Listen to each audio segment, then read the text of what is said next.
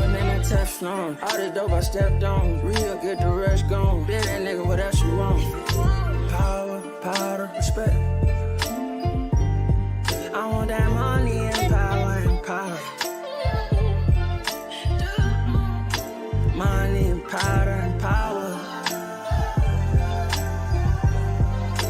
Money and powder and power. That paper, yeah, I gotta stack that. Them diamonds keep blinking, we might have to jack that. Now boy, when that blicky come out, you get clapbacks. Throw down with a little joint, I'm at you like pat. Come back when them candles out round your block and kick that. Come back when your funeral in progress and hit that. Hit your back to back, your bitch ass won't even hit back. Yeah, we splashing in fashion. Nigga, you could drip the drip, catch you slipping, we sliding. Your niggas on some different shit, we hit the lick, we with the shit. Shh. When you get hit, quiet down. No need for the talking. The fuck is that about? Tougher than a Teflon. All the dope I stepped on. Real, get the rush gone. Been that nigga, what else you want? Power, powder, respect. I want that money and power and power. Money and powder and power. Money and powder and power.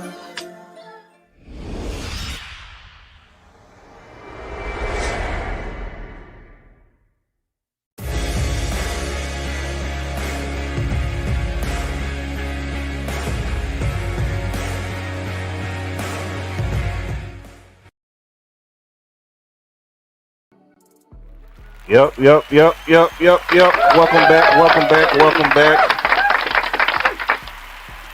Welcome back to another episode. That was a long hand. That's a long applause right there. It went longer than expected. Welcome back to another episode of Budget Cut Podcast, brought to you by Dope Content and MT Darkness. We in the building. Let's go. We are your hosts, Dope Content and MT Darkness. How you guys doing? Noti Gang in the building. Dynamite J, what's good? Dark, how's your weekend going, man? It's been going all right, going pretty smooth. I have no complaints. Been a really chill day, doing a lot of editing and all that stuff. But yeah, I've been kind of taking advantage of it. Watching Ozarks. I don't know if you've seen that show. I still haven't watched it. Yeah, they came out with the second part. They came out with the second part of the final season, so I'm watching it all now. So it's a really, really great show. Best show on Netflix in my opinion, but that might not be a great sell because Netflix is kind of trash. So man, Netflix is falling off the map as we speak. D-Well, what's good? Dynamite J, what's good? Appreciate y'all coming through. Noti Gang in the building as usual. We got a lot to get into. We're gonna try to keep it short and sweet like last week. Oh, I got bars. That's rhyming right there. On accident, man. I spit bars on accident, cuz. Nah, but got a lot to get into. And with this being the Budget Cut Podcast, we might as well start off with the latest in budget cuts from WWE.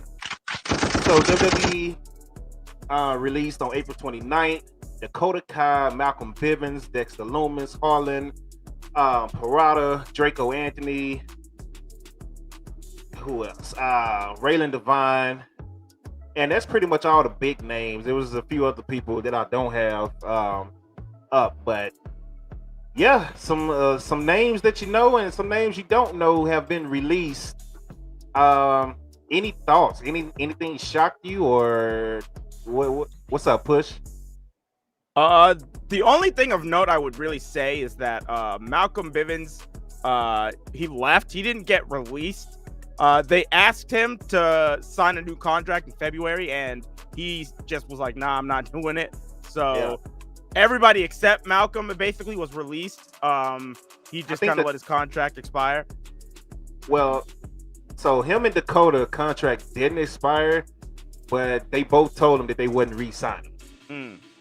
Yeah. So they was like, okay, well, you ain't re-signing. We might as well just go ahead and let you go now, which is, I don't know. I thought Dakota was the one that was going to stay, honestly, because she seemed to be content with what she was doing.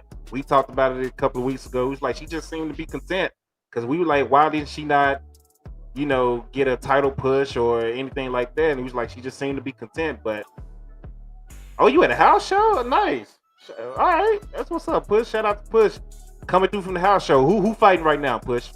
If you can hear me, I know you at the house show. It might be loud, but yeah, I'm a little disappointed in the Dexter Lumis one, but I kind of saw it coming. They couldn't figure out anything with him. You could tell by Persia.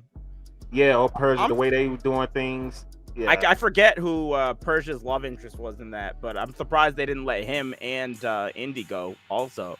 Now, what are they gonna do? What are they gonna get together now that both of their other things are gone? Like what? I mean, the storyline was they were exes. They used to date. Indy and dang, what's the guy's name? I can't even think of his name now. Yeah, I can't remember his name. You say the Street Profits versus Alpha Academy right now? Okay, bet. I get tired of seeing that matchup. We gonna get into that main roster stuff in a minute, but yeah. Dang, what is the guy's name? I'm mad I can't think of his name right now. Duke Hudson. Is it Duke Hudson? Yeah, okay, there you go. Duke Hudson. So yeah, I'm disappointed with Lumis because I felt like they could have did something with him. His character was a good character. They could have did something with him. Hopefully, he goes. I want him to go back to Impact, but I want him to keep that same type of character. I know he can't keep the name, but I want him to keep that same type of character, the Dexter Lumis type of character. Because I did like that character. As far as Harlan, it's just weird timing because he's in the main event picture with Joe Gacy. They're jumping Rick Steiner and taking the Hall of Fame ring, and all of a sudden he's gone, and then he's fired. So, the IWC was like, "Hey, he's next Brock Lesnar." I don't know why y'all thought that because WWE never said that. But, hey, whatever. That's the IWC making things up, and when he get fired, he's like, "I can't believe you got rid of the next Brock Lesnar." Who said he was the next Brock Lesnar? Y'all did, not WWE. Nobody in wrestling said that. So, working for the company said that. So, who else? Yeah, Dakota got me. The Harley, I didn't really get. Malcolm Bivens, I understand. I'm still disappointed. Malcolm's gonna be great wherever he goes, though, man. Yeah. This guy is gonna be phenomenal. I don't even know if he continues doing wrestling, but if he wants to, yeah, he could. They're gonna put him. He could fit in any company. He's gonna be a hot commodity. Yeah, so I mean, I can understand it because he did ask. He didn't want to re-sign. I get it, but that's still a disappointment. Just see a talent like that leave. Especially, it's like Roddy Strong and Indy Hartwell just got bad luck with factions and stuff, man. All they people just disappear. Every time they get put in the storyline, they people just disappear. So I hate it for them. And now it makes me nervous for them as well. Makes me nervous for Roddy. Makes me nervous for Indy. I know Roddy was in UK, but it seems like they're just sending other people to UK too. Because I saw what's the tall guy that we don't like?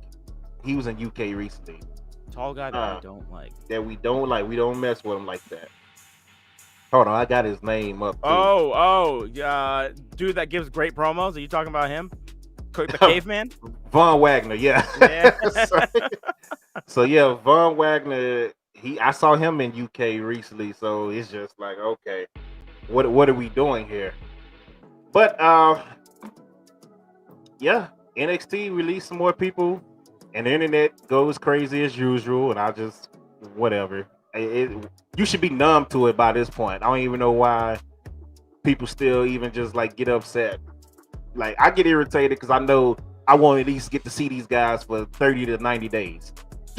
So they won't be able to do nothing. Well, Dakota is on Twitch, so if you want to follow her on Twitch, do that.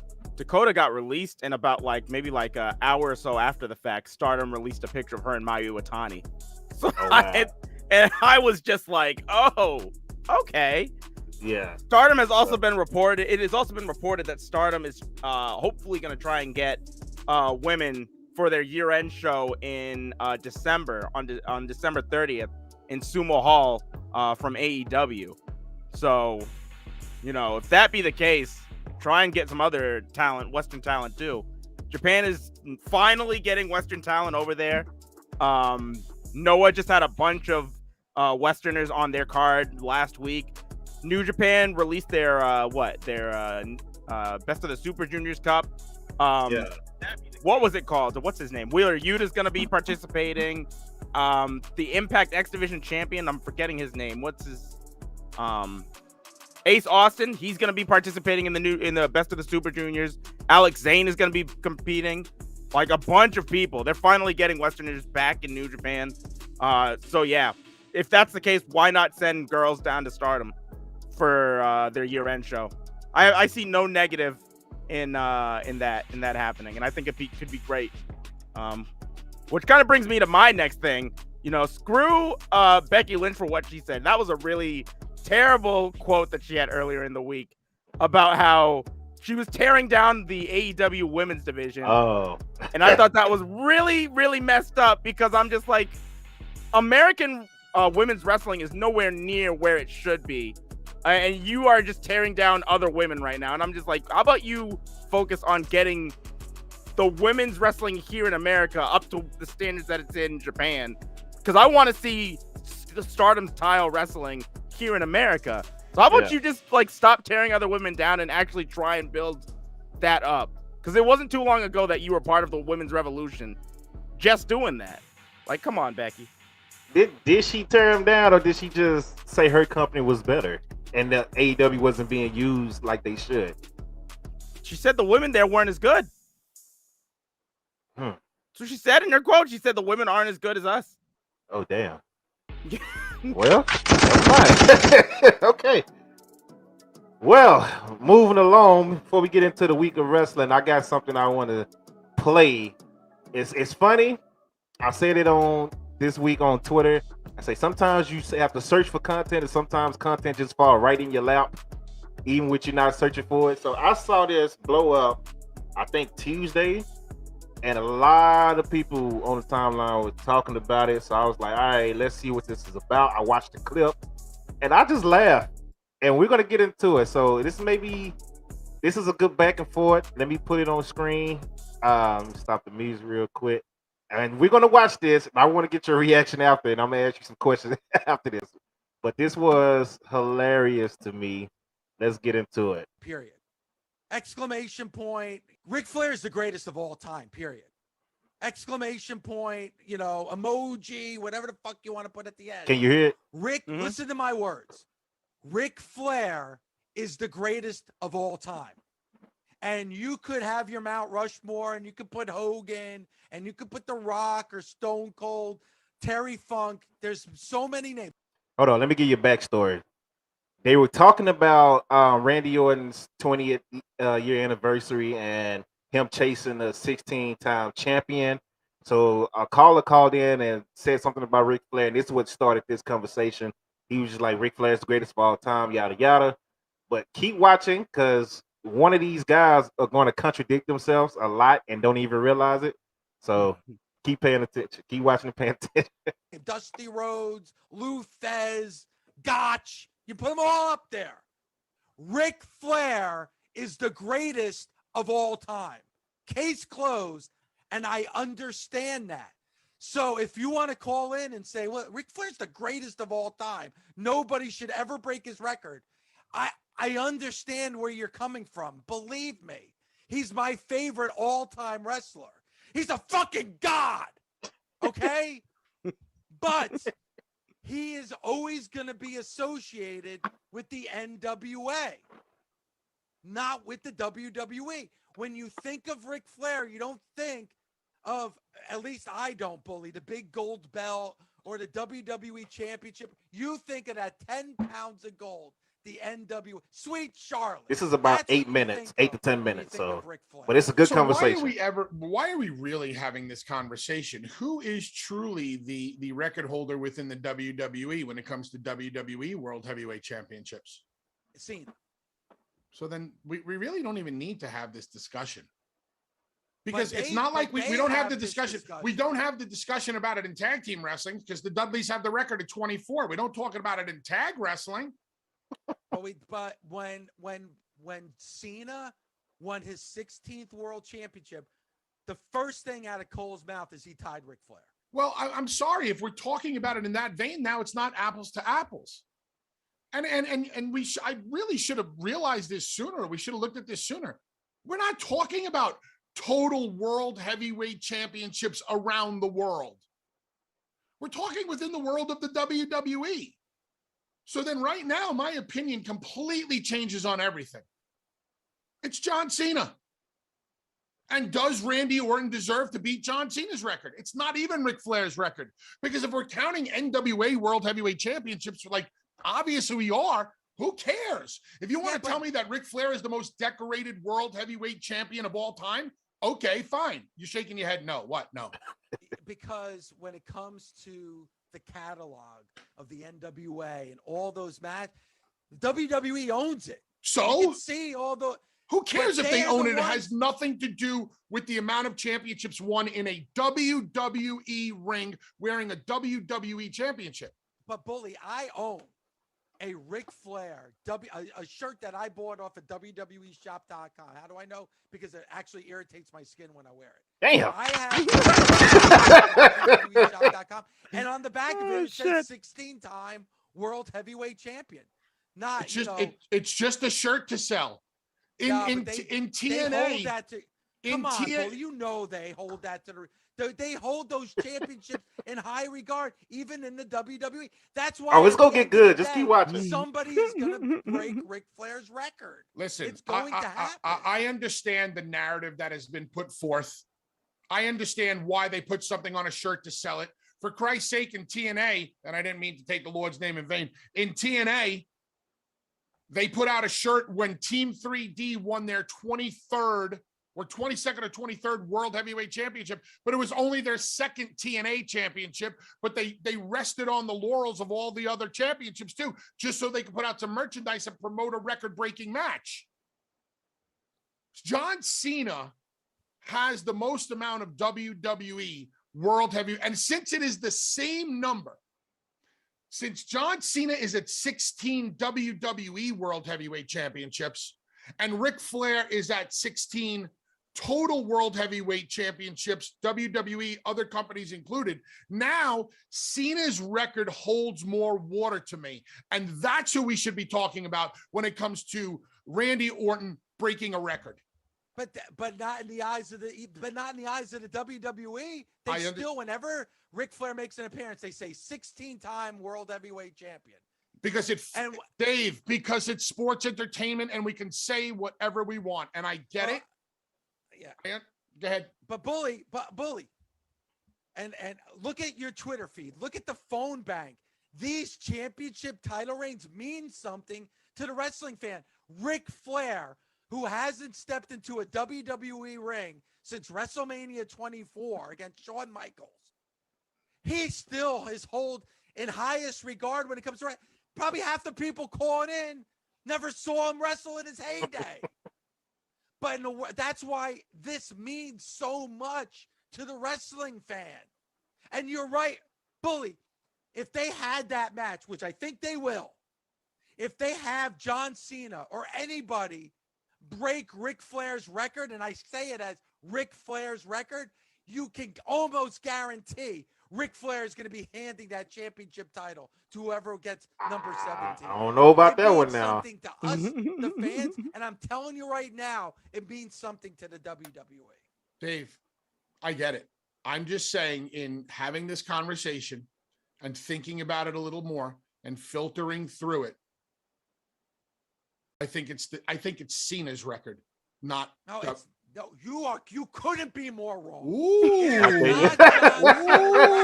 is Ric Flair. Oh, did I strike a nerve with you? Because you should not. If you try, in the world of the WWE, it is John Cena's record. My ears are bleeding. John Cena is a 16-time WWE champion.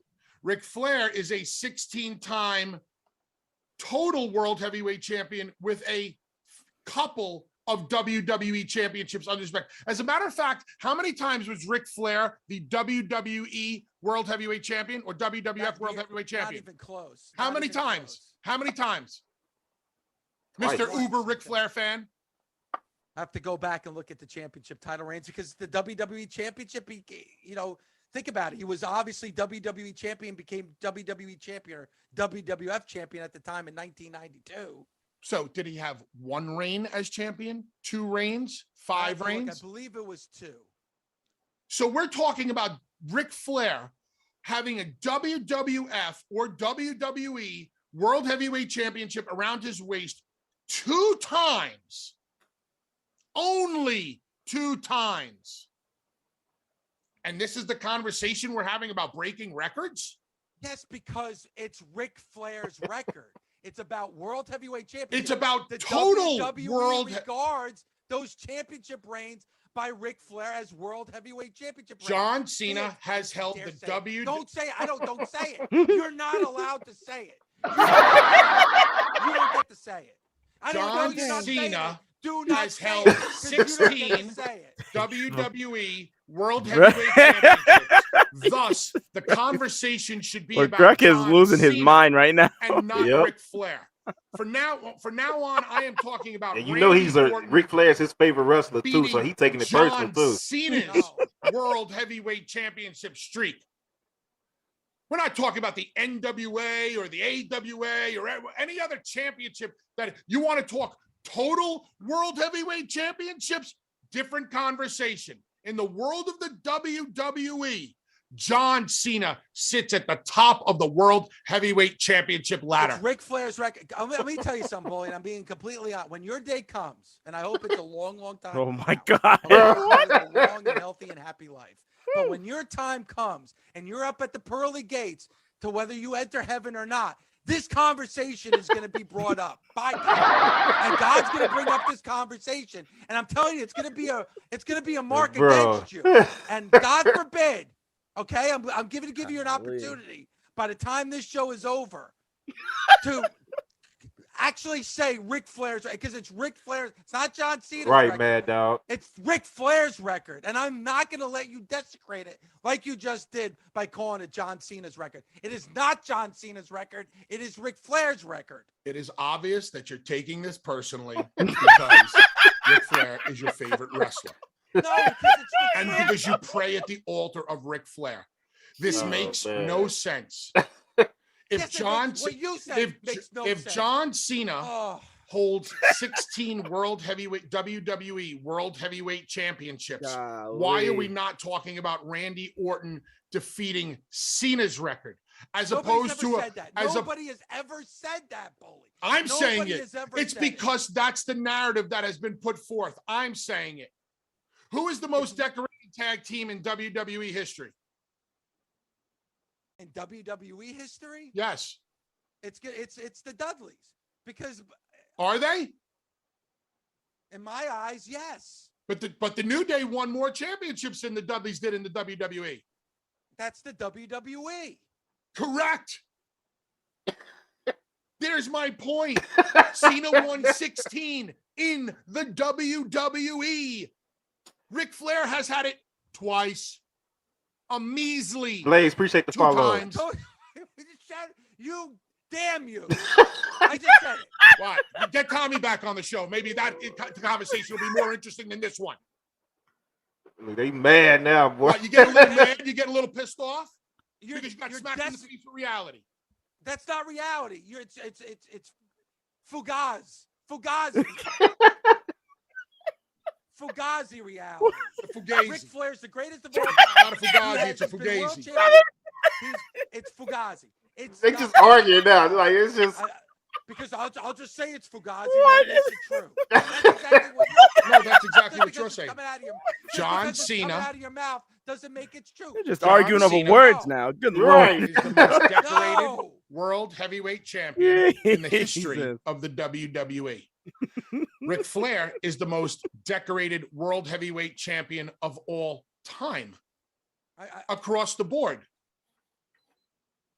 What are you going to do? You're going to get Rick on the phone? What do you think Rick is going to do? He's going to vouch for himself. I'll go head to head with Rick. I don't care. Really, Blaze. You're wrong, though. I don't want you to be embarrassed. You're still a part of this I'm not going to be embarrassed. It's my opinion. I think I'm comparing. Where's there an opinion? There's no opinion. We're talking about facts. I think I've. We're almost at the end. I think I've backed up my opinion. with enough facts. Backed up anything. How many backed up anything in the world of the WWE? Oh my God! John Please, Cena. Forgive him.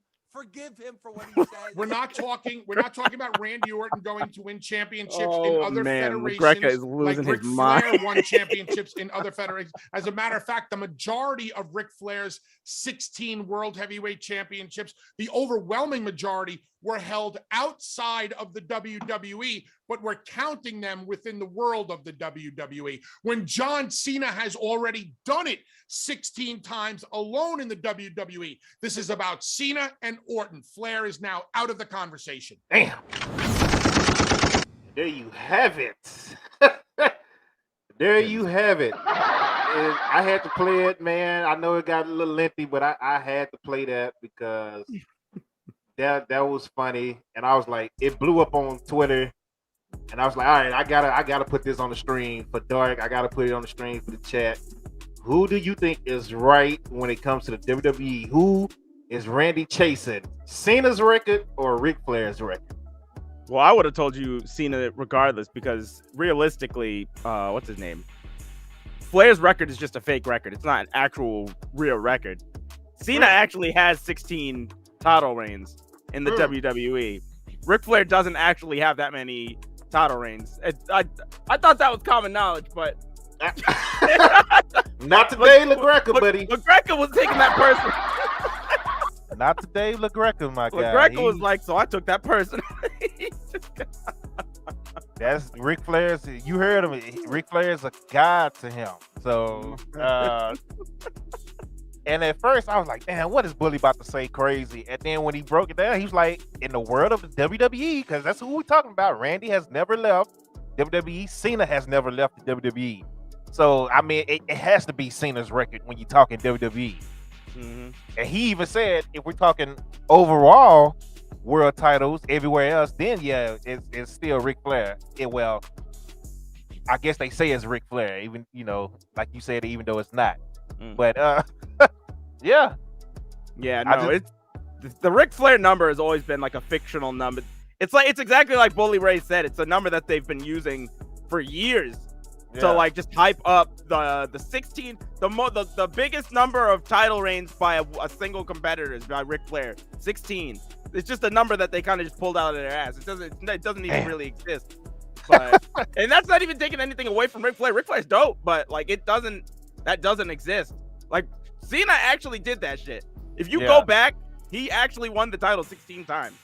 So he's matched up against a fictionary title reign. A lot of people don't know that, but John Cena's like actually the sole person to win the title 16 times.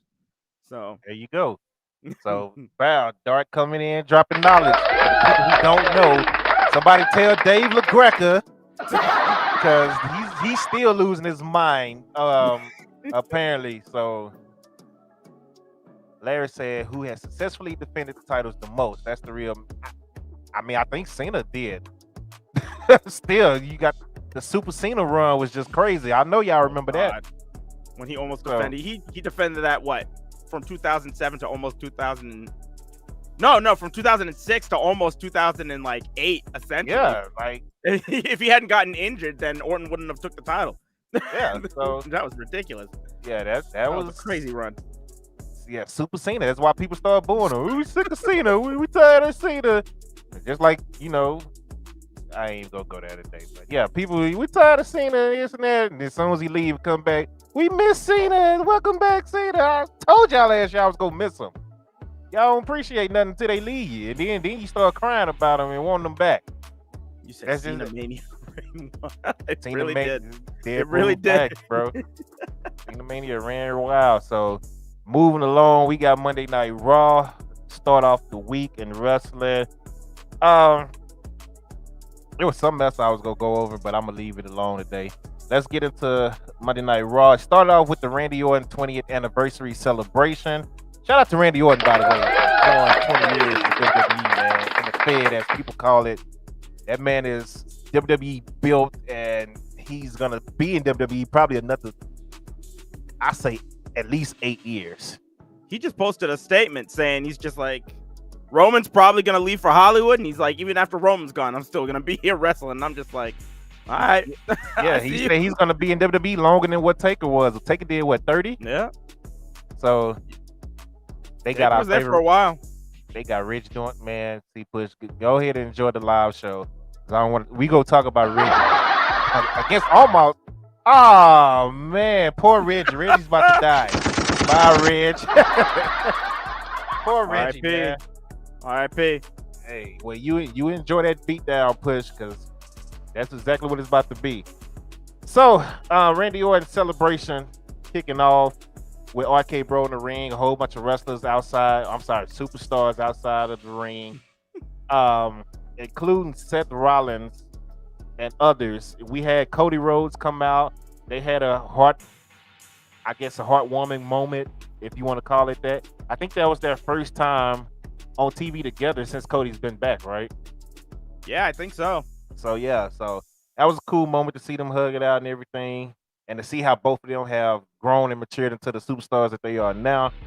Seth Rollins, of course, interrupts, which leads into another interruption by KO, the Usos, Ezekiel, because they're really trying to push the Ezekiel thing right now because they putting him in big storyline. So he interrupts, and they all go at it. They talk trash. It leads to a match later on in the night where it's Kevin Owens, Seth Rollins, the Usos versus RK Bro, Zeke, and Cody. So I was actually cool with that. You have any thoughts on that segment? No, it was just like your classic get everybody out at the beginning of the show. One person will cause another person to come out, it'll cause another person to come out, and then wow, we have 8 people in the ring. That's a even number. Let's put them all in a match in the main event. So we need Teddy Long. Let me tell you something, player. Tag team match. But Adam Pearce comes out and he says his line. It's official. It's like, oh, that's your line? Okay, yeah. Good job, bro. All right. Deadpool said Legacy is underrated stable. Facts. Moving on.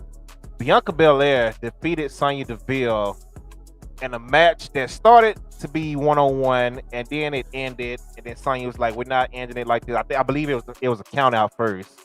And then after the count out, it was a disqualification. So Sonya restarted the match twice, and then brings out Carmella and third time Zelina. She said this time was no disqualification. Yeah. And brings out Carmella and Zelina, who I thought they broke up. Weren't they just fighting each other? Yeah. Yeah, okay. So I thought they I don't know if they broke up, but they were definitely upset with each other. So they broke up. What's her name? Did they break up? Because Yes. I thought Carmella went on her vacation before anything could really happen. No, they got into a physical altercation in the back. Oh, okay. And and Zelina was like, I'm done. I'm tired of you causing me matches. I'm done. Well, now they want another title shot. Yeah, so. man, here they are. They're back together all of a sudden. See, they were banking on the fans like me that are just forgotten. Dude, I don't think creative. We're gonna talk about this because they did some on SmackDown. I don't think creative even keeps up with their own storyline. Probably not. They legit might write week to week. They don't keep up with none of their storylines because stuff that's happening right now ain't making no sense. So they 1000% write week to week. I guarantee you they do. Zelina will be better than AEW. Why y'all think everybody going to AEW? Why would you think they would be better? Like, the women are getting criticized in AEW a lot because they're not using them how they should, according to a lot of people.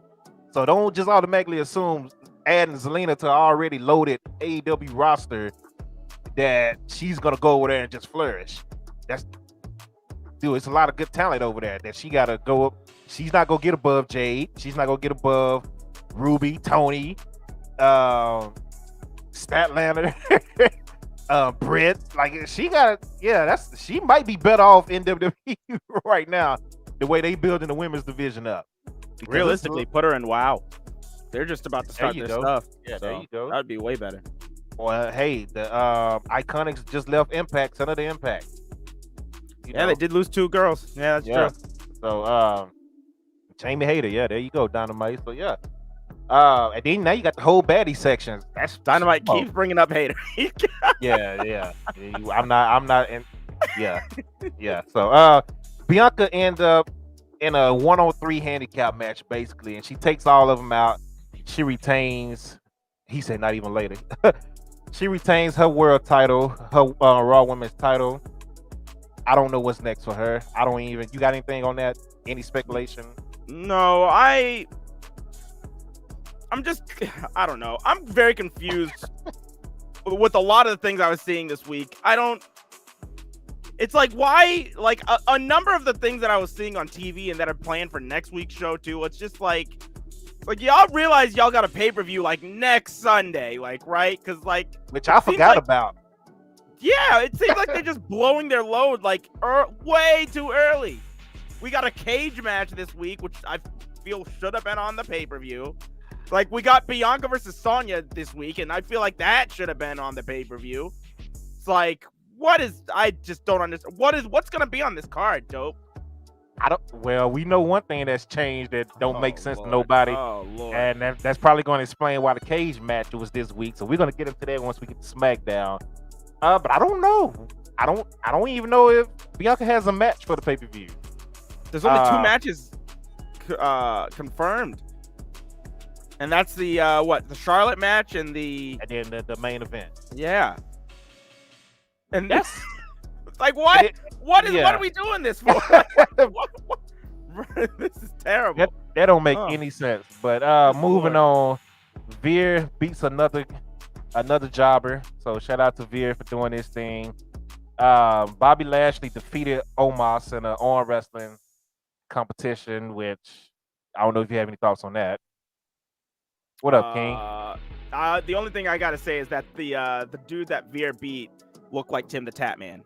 So I thought that was pretty funny. King, what's up, man? How you doing? So Bobby defeated Omos. Oh, AJ and Edge again. Yeah, I don't think they announced it, but that's gonna be on that card. No, they did announce it. They did. Right. They did. Yep. Yeah. AJ. Yep. You right, Dan. And Deadpool. Both of y'all said at the same time. I see.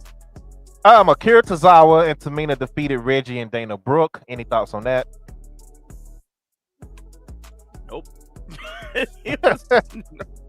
Moving along. Becky Lynch comes out and cut this promo.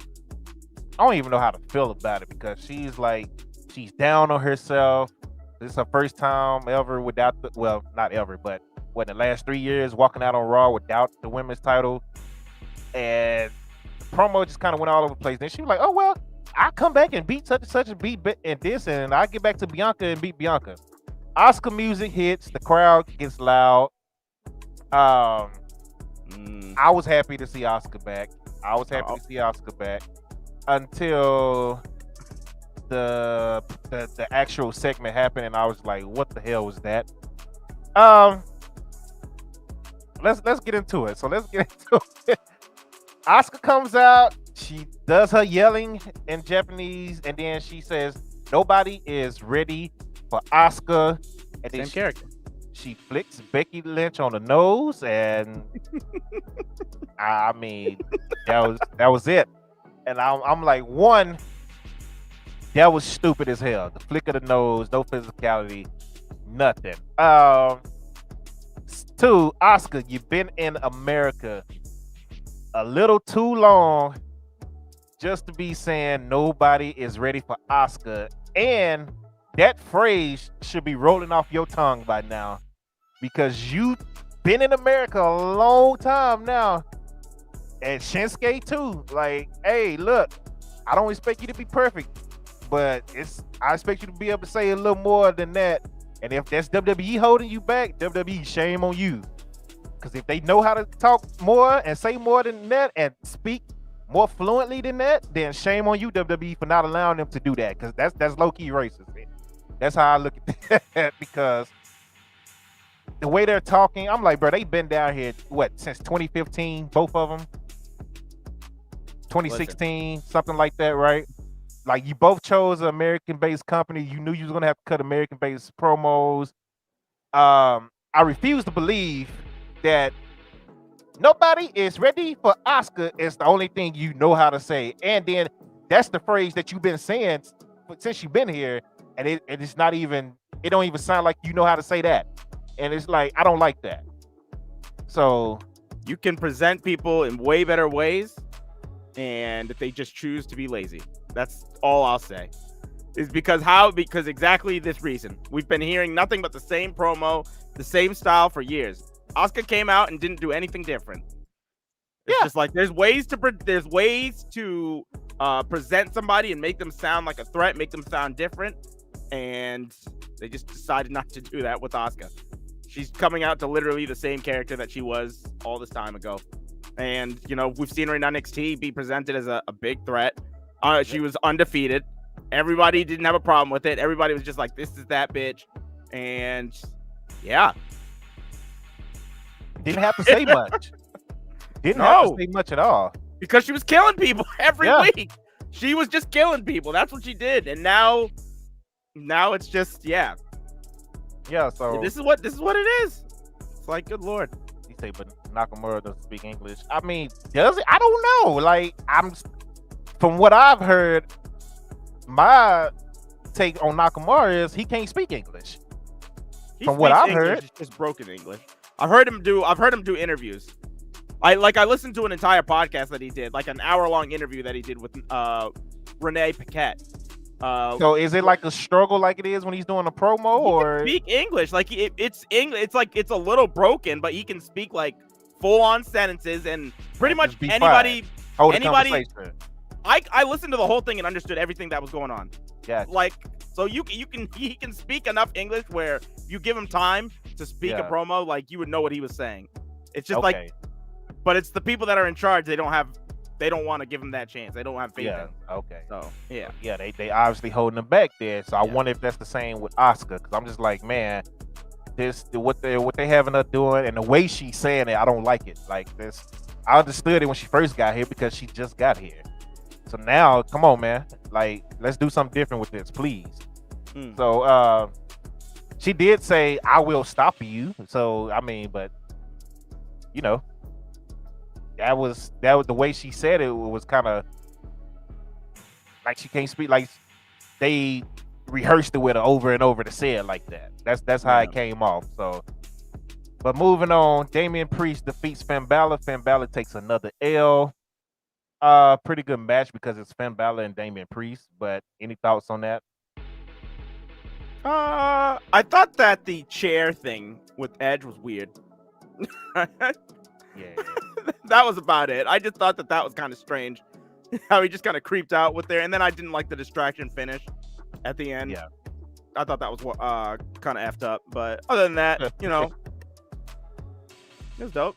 I mean, I don't like Finn losing again, but I knew he was going to lose because he's going up against Priest. You can't have Priest lose already when you're trying to build this thing, especially with Edge next to him. Like, there's no way Priest should lose. What up, Dunn? Well, we ain't talking about boxing right now, bro.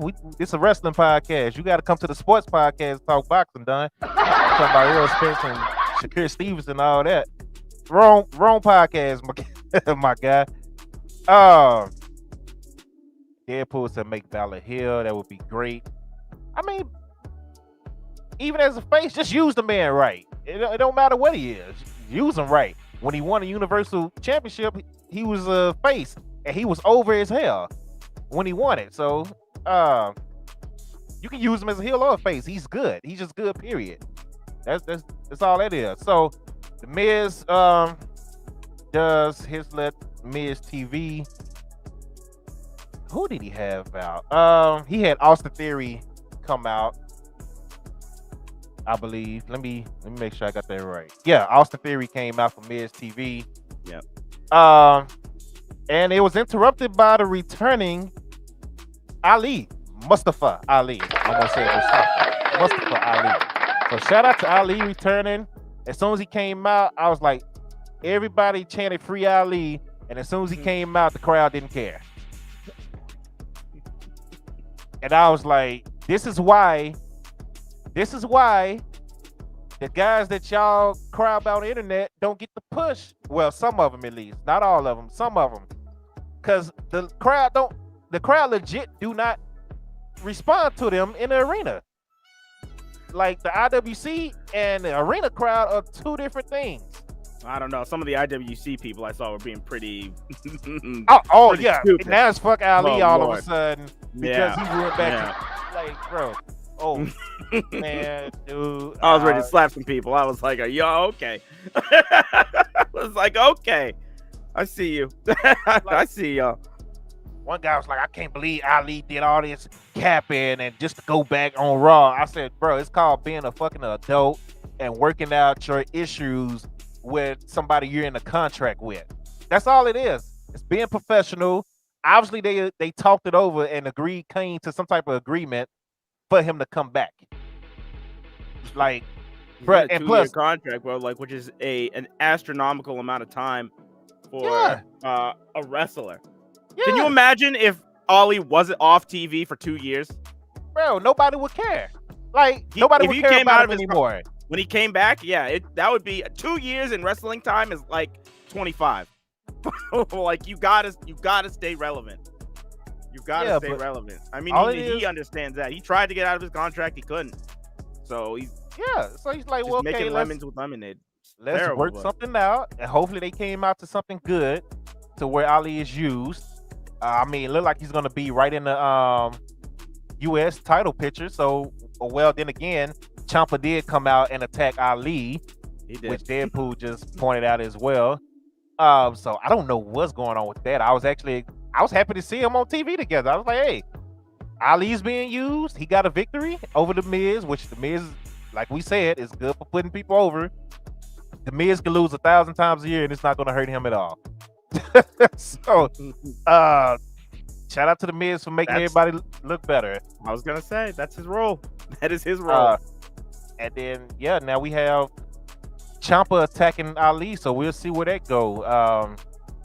I'm just happy to see him at least attempting to be used on TV. So I'll take it for what it is for right now, and I won't have anything else to say about it until something else happens. That's how you need to look. That's how you're supposed to look at wrestling. Take it as is. Stop trying to read ahead. Stop trying to read the dirt sheets and try to get backstage bullshit. Like, just watch the show and take it for what it is, bro. At least you won't be mad about it if you just watch it and just be like, all right, this happened this week. Let's see what happened next week. Then if some stupid shit happened next week that don't follow the storyline, then you can complain. But stop trying to, the dirt sheet said this was going to happen and then it don't happen. Now you crying and bitching about it. You stupid as hell. Shut up. Maybe the Miz get hey, look, King. The Miz can pretty much do whatever he wants. And if they say, you know what, we want to put you in the title picture, give you a belt real quick so you can put over somebody else, like they did Bobby Lashley, here you go. Like anything they put him in is going to work. So it is what it is with the Miz. Now get to the main event. RK Bro, Cody Rhodes, and Ezekiel defeated the Usos, Seth freaking Rollins. I hate that they put freaking Rollins every time in his name now. Kevin Owens. The Usos, Seth Rollins, and Kevin Owens. And it ended with Randy Orton basically hitting RKO on everybody. So to get his moment. There was that match. Well, there was that spot near the end too where he did that like that backdrop that he does to people on the table. He did that to Seth. He did it to Kevin. Then he did it to one of the Usos. At the end of the match, Randy was just dealing out the greatest hits. It was just ridiculous. I don't know. That's all it was. I thought it was a little weird at the end with Ezekiel because you had like Randy Orton with his current partner, his old faction member, and then Zeke was just kind of in the ring just as an awkward fourth wheel. I was like, that was kind of strange. Other than that, though, I thought it was a good match. It was all right. Yeah, it was an entertaining match. I like the start of Raw. I like the ending of Raw with those 8 guys, even Ezekiel, because I mean, if it wasn't for Zeke, I guess they wouldn't have Kevin Owens in the storyline. So Kevin Owens is building a Zeke story. So hey, if Zeke is the reason I get to see Kevin Owens, then I appreciate Zeke. So other than that women's match really annoyed me.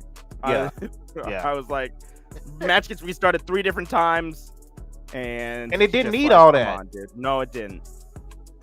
And then it looks like we're still gonna get another match. I don't know what you do from here. Yeah, but geez, it's like this was like a condensed version of the Naomi storyline that we just saw. It's ridiculous. I hate it. Yeah. Sonya restarting the match twice really took the crowd out of it. So, and were they in Knoxville? They was in Tennessee, right? Yeah. Yeah. That was her hometown. Yeah. Yeah. When she was on SmackDown as a champ and went to Tennessee, that crowd was on fire for Bianca. And they started off on fire for Bianca until you restarted the match twice. And then they was just like, whatever, we don't even care no more. So, and then speaking of Tennessee, we're not even going to get on Glenn Jacobs. But moving right along, that was Monday Night Raw. Well, there was only... So this was a 3-hour show. Uh-huh. There was only 4 matches. Yeah. Yeah, there was only 4 matches in an arm wrestling challenge, and that's a 3-hour show. Can you imagine sitting through that? That would the crowd, of course, is gonna get really, I don't know, just dead after seeing so many just talking segments with no action. I couldn't pay for a show where I have to go there and just sit 6 through. matches. Were there 6? What were the other matches? So the main event. Yeah. And then you had Veer. Yep. That's and then you had Mustafa Ali. Okay. And then you had Priest and Finn. Yep. And then you had Tamina and Tozawa versus Reggie and Dana. So 5. Oh, okay. And then Bobby Lashley in the arm wrestling thing. That would be and then the women's technically. match. Well, I didn't even count that. I was counting the women's match as the final. Oh, are you talking about Sonya? Yeah. And Belair? Yeah. Okay. Well, I didn't even count the arm wrestling. But I get what you're saying because Rampage put 4 matches on in an hour. So, well, it was supposed to be 4 matches, I guess, but we'll get into that with the Hook and Danhausen thing that happened. So, yeah, that was Monday Night Raw. In a nutshell, moving on to NXT. I forgot. If y'all want to join, let me, because I gotta say it since that's what we do here. We are the interactive podcast. So if you want to join the stream, the link is now in the chat for you to join and talk about what you want to talk about in wrestling. It could be the budget cuts. It could be Ryback punk ass, who I'm saving for last. It could be whatever you want to talk about wrestling related. It could be Penta super kicking the shit out of Tay Conti last night. I saw that. I didn't see the event, but I saw that multiple times. It could be Juice Robinson joining the Bullet Club. We'll talk about that in a little bit. Yeah. Yeah. So, oh Lord, don't start this WWE fan. We're not gonna do like we did last week with the Nikita Lyons. I'm gonna be good this week. So, oh hell, here go Dynamite. See, you see what I'm saying? But let's get to NXT. Starting off with Nikita Lyons, the fan favorite in the chat, defeating Lash Legend again in a match that it was good and it was sloppy at the same time. There was a couple of spots where they seemed to forget what they were supposed to do. Was a spot where Lash was hitting the ropes and they just kind of bumped into each other twice. They kind of stopped and then they started back running the ropes and they finally got it together. There's a spot where Lash is clearly talking too damn loud, where she's about to pin Nikita and she's like, "You ready?" And then next thing you know, Nikita rolls up and you hear her go, "Oh shit!" And then it's like, I was gonna say she says that, and then the next thing you know, the screen goes black. Yeah. So there was even production botches. I was like, "Bro, what?" Yeah. And so oh, shit. I was just guessing maybe there was a wardrobe malfunction. That's the only thing I could think of for the screen to go black like that. Maybe a Charlotte moment happened. But anyway, Nikita gets the win, and then first of all, she hits the spinning heel kick on Lash, pins her clean, and literally like 10 to 15 seconds later, because Natty comes out immediately and attacks Nikita, Lash Legend is back on her feet like nothing ever happened, and like she didn't just get her head kicked off. And her and Natty is jumping Nikita. Trish, what's good? What's good? So I didn't like that. Then Cora Jade comes out as well, and that sets up a tag match for this week: Lash Legend and Natty versus Cora Jade and Nikita Lyons. Any thoughts on that? Yeah, the match could have used some work. I wasn't a fan of the attack afterwards. I kind of saw the direction of where things were going. This is gonna be a match. This is gonna be an interesting match to watch.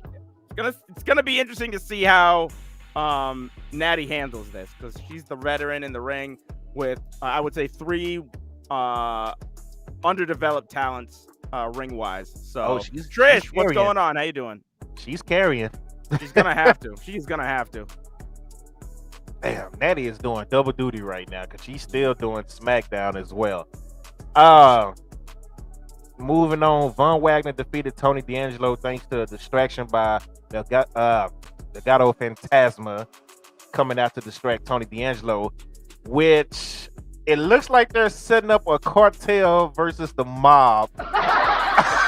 This is what this is 1990s WWE, where they used to have the bikers, the bald-headed bikers versus the Puerto Rican faction versus the nation. And we're getting it all over again with the cartel versus the mob right now. So that's literally what it is. That's literally what it is. That's crazy. Like, what? Right. I don't know what I'm supposed to say. That's exactly what that was, bro. Like, I was just like, my goodness. Oh my lord, man. That's the direction. Yeah, next week we're getting what is it? Like a sit down. Yeah, but we're about to get the 3 men in jumpsuits and 3 men in suits just sitting down getting ready to potentially kill each other. Yeah, so oh lord. Dynamite, you still on this, bruh. See, we're talking about other segments right now. You still on the women right now. See, this is your problem. This is your problem. Moving on, Nathan Frazier comes out, does an in-ring promo, and he's interrupted by Grayson Waller. And Grayson Waller's like, we don't care that you're here. I'm still the guy here at NXT 2.0. But, hold on. I'm reading Trish comment. I don't care. Yeah, we talked about it. We on NXT. We go in order around here. I don't care that Becky's not. I'm glad Becky's not champion because that means Bianca would have lost again. So yeah, I definitely don't care right now that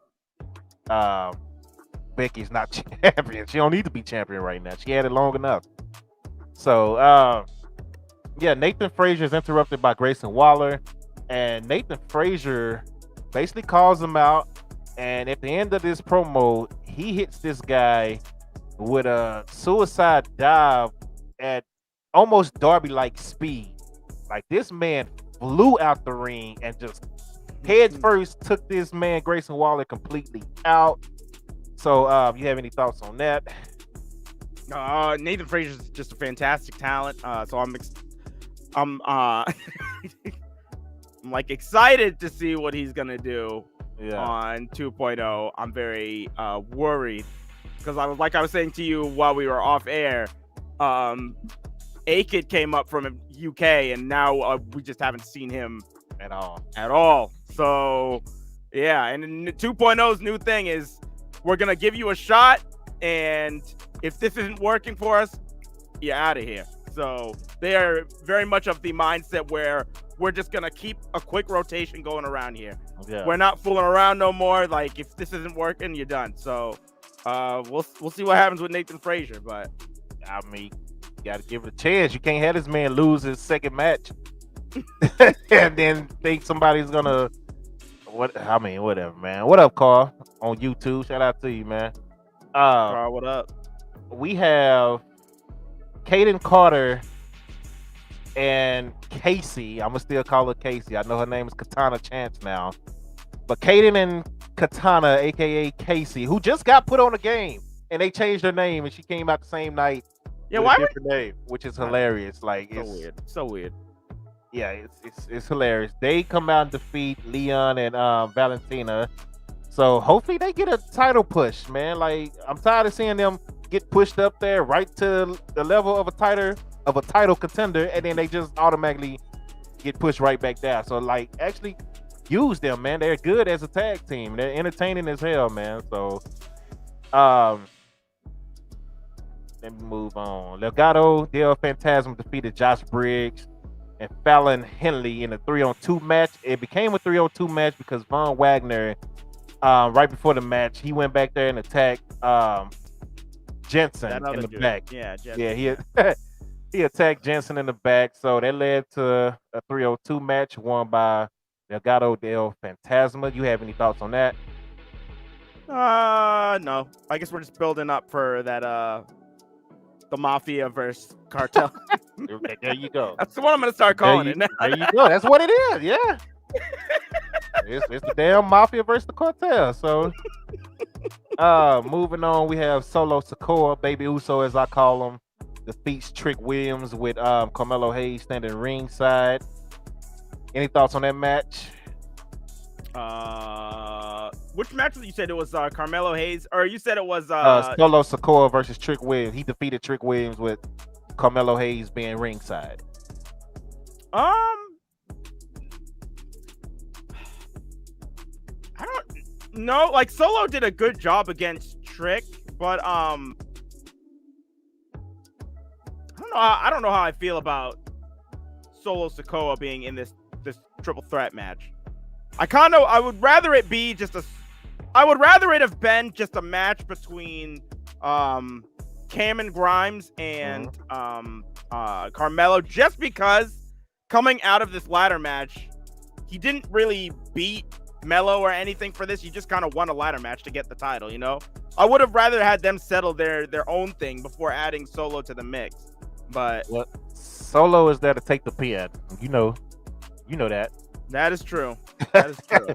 So either way, he's gonna be the one taking the pin. That's why he's added, because they can't figure out who they want to pin between Carmelo and Grimes. So let's add Solo here because they've been talking trash. And Solo's gonna be the one to take the pinfall.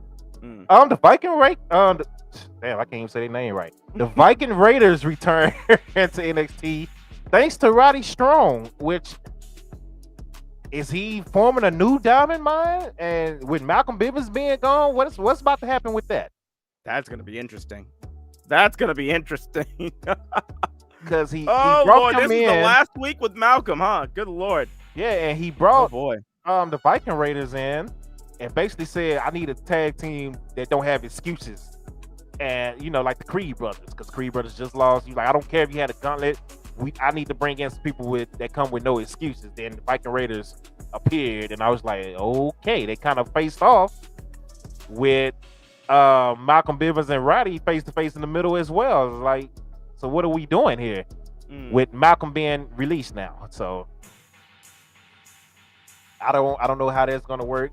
Then they end up defeating Malik Blade and Idris in a match. So welcome back, Viking Raiders. Hey, at least you got a match and you used, to look like yourself. So I don't know what to say about that match. You got anything on that? I like Idris. That's all I want to say. He's pretty funny to me. He makes me laugh. That's all I got to say. I knew this was going to be a squash match, so yeah. It was good seeing them actually get good on. They kind of reminded me how they were when they were in NXT. Yeah. Like they actually looked good, but right. Yeah, other than that, no, not really. Nothing to add. You say Roddy be losing the most? Yeah, out of all of them, yeah. Creed brothers and what's her name got a better record than Roddy since they joined together. So yeah. And then the main event, Mandy Rose. I'm sorry, this is not the main. Yeah, it's the main event match, but we had a promo after that. Backlash is this Sunday coming up. The 8th. So it is, yeah. Yep. Which is we're gonna talk about the 8th later on as well. That Sunday. But Mandy Rose defeat Roxy. So I don't know how I feel about that match. I don't like Roxy losing already, even though it was to the champ. I just don't like her losing already. I would have built up to it rather than just have her. She just had a match for the title the next week. Or I don't even know if this was for the title, but she just had a match. It wasn't for the title, yeah. She just had a match against the champion like the next week. Like, unless you're doing some type of program where she's gonna get a surprise win against her, I wouldn't have done it. I would have kept the program going. Maybe I would have just had her beat Gigi this week and then built up to a title match on another show. But yeah, this is just like way too early. So who is Mandy facing this week at the spring break-in? I don't know. No idea. And who is Toxic Attraction facing? Do they have a match? Nope. If the only title match, the North American and the World Championship, I think so. Yeah. So, yeah. What are the women doing? Like, I don't know. This week has been a week of not making sense with the storylines when you have special events and premium live events coming up. It's just it's a lot that's not making sense. We already talked about Raw with Bianca and what they have next for her. Like, what's next? Like, it's whatever. Braun Breaker tried to get his hands on Joe Gacy, and he was surrounded by hooded people in hoods, the Druids, Undertaker Druids, and he didn't get to Gacy. Basically, Gacy got the upper hand on Braun, and the show ended. It was a little weird. It was a weird segment. I was wondering where was Harlan, and come to find out, Harlan was prepared to get fired. So that explains why he wasn't on TV. Because I was literally watching it like, where is Harlan? That don't even make sense for Harlan not to be there. That's his right-hand man. And then come to find out, he got, fired. Oh, Rick Steiner did come out. Yeah. It was just weird, bro. Like, anyway, any thoughts on that? I don't even want to get too deep into it because I don't have nothing to say. This was just, I don't know, man. Last week I didn't like the Druids coming out. And this week it made even less sense because what even happened last week? Like, the Druids came out and took Braun away, but now Braun's coming back next week. He's fine, and they do the same thing. Well, what is going on? Like, what? What is this man was surrounded after being pushed off of what was supposed to be a high stage, but the camera angle wasn't that high. It wasn't nothing you could do about it. But yeah, and then he was surrounded by all these guys and these hoods, and he's all of a sudden back. His father comes out. Yeah, he's fine. Just like Braun came. I was like, yeah, Rick's fine. Rick is at home. He was just in a cage the week before. And then y'all was in basically a graveyard, basically, with his ring, putting his ring in the ditch and setting it on fire. But all of a sudden, Rick is fine. Like, I don't like it. And I was a huge Joe Gacy fan. If y'all remember when Joe Gacy first started at 2.0, I was like, I like this character. I don't like the character no more. They ruined it for me with the storyline. Really, it ain't even the storyline. It's the stuff before the storyline. They just changed him and changed him and changed him. And I've always liked Joe Gacy as a wrestler, but yeah, I've never liked this woke character that he's been doing. It's just kind of, I don't like it. I just don't like it. It's very off-putting. I don't like it. It's always been a little weird for me, and now it's getting into supernatural stuff. It went from one version of it to another, and now this second version is just too much. It's just like, good Lord. He said didn't even mention the female breakout. What about it? Who's in it? What did you want us to say about it? They having a female breakout tournament. Yay! End of story. Who's fighting who? Who's in it? What has been said? What has been posted about it? Do you know anything else about it? Let me know.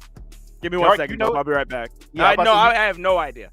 They got two people. Salone, Santino's daughter. Yeah, she's gonna be in it as well. Yeah, those are the two people. But yeah, other than that, they really didn't say anything. They just said there's gonna be a breakout tournament. So what is there to cover? Yeah. Matter of fact, since Dark is about to take a break, I'll let y'all talk in the chat. Y'all let me know what's going on about the women's breakout tournament. Cause I don't know. What y'all let me know. Y'all got something? Who y'all think will win? Who y'all think is gonna be in it? Stalking you, what's up? With the puppy emoji. That's weird.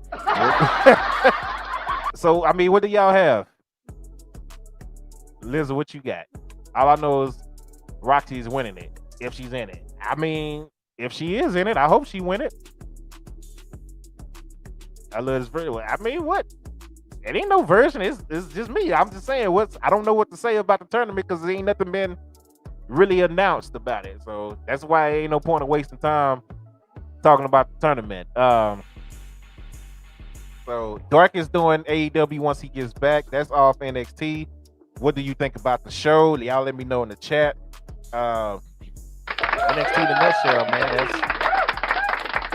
man. So far we didn't talk about Monday Night Raw NXT, and we got a whole bunch of questions with the pay-per-view Backlash this Sunday, and we got a whole bunch of questions. We don't know what's going on. It's 3 announced matches. It's AJ versus Edge. It's the main event, which we're gonna get into once we get to SmackDown. And then what else? Oh, Madcap Moss versus. So that's 4 matches. That's because Madcap Moss versus Corbin. So, but yeah, other than that, there's no matches announced. D-Well say she better be talking about Roxy. Yeah, you're right. But we'll see what happens. But until we know anything, it ain't nothing to talk about. So moving right along to AEW Dynamite. Dark is all yours. All right. Actually, before we go to Dynamite, I want to go over some of the New Japan stuff that happened. I was gonna do that before we got into the week, but forgot to. So last night, New Japan had their Wrestling Dontaku card, where they threw a lot of angles. So this was, just as a reference, this was Bullet Club's 9th anniversary. So they were all over the show.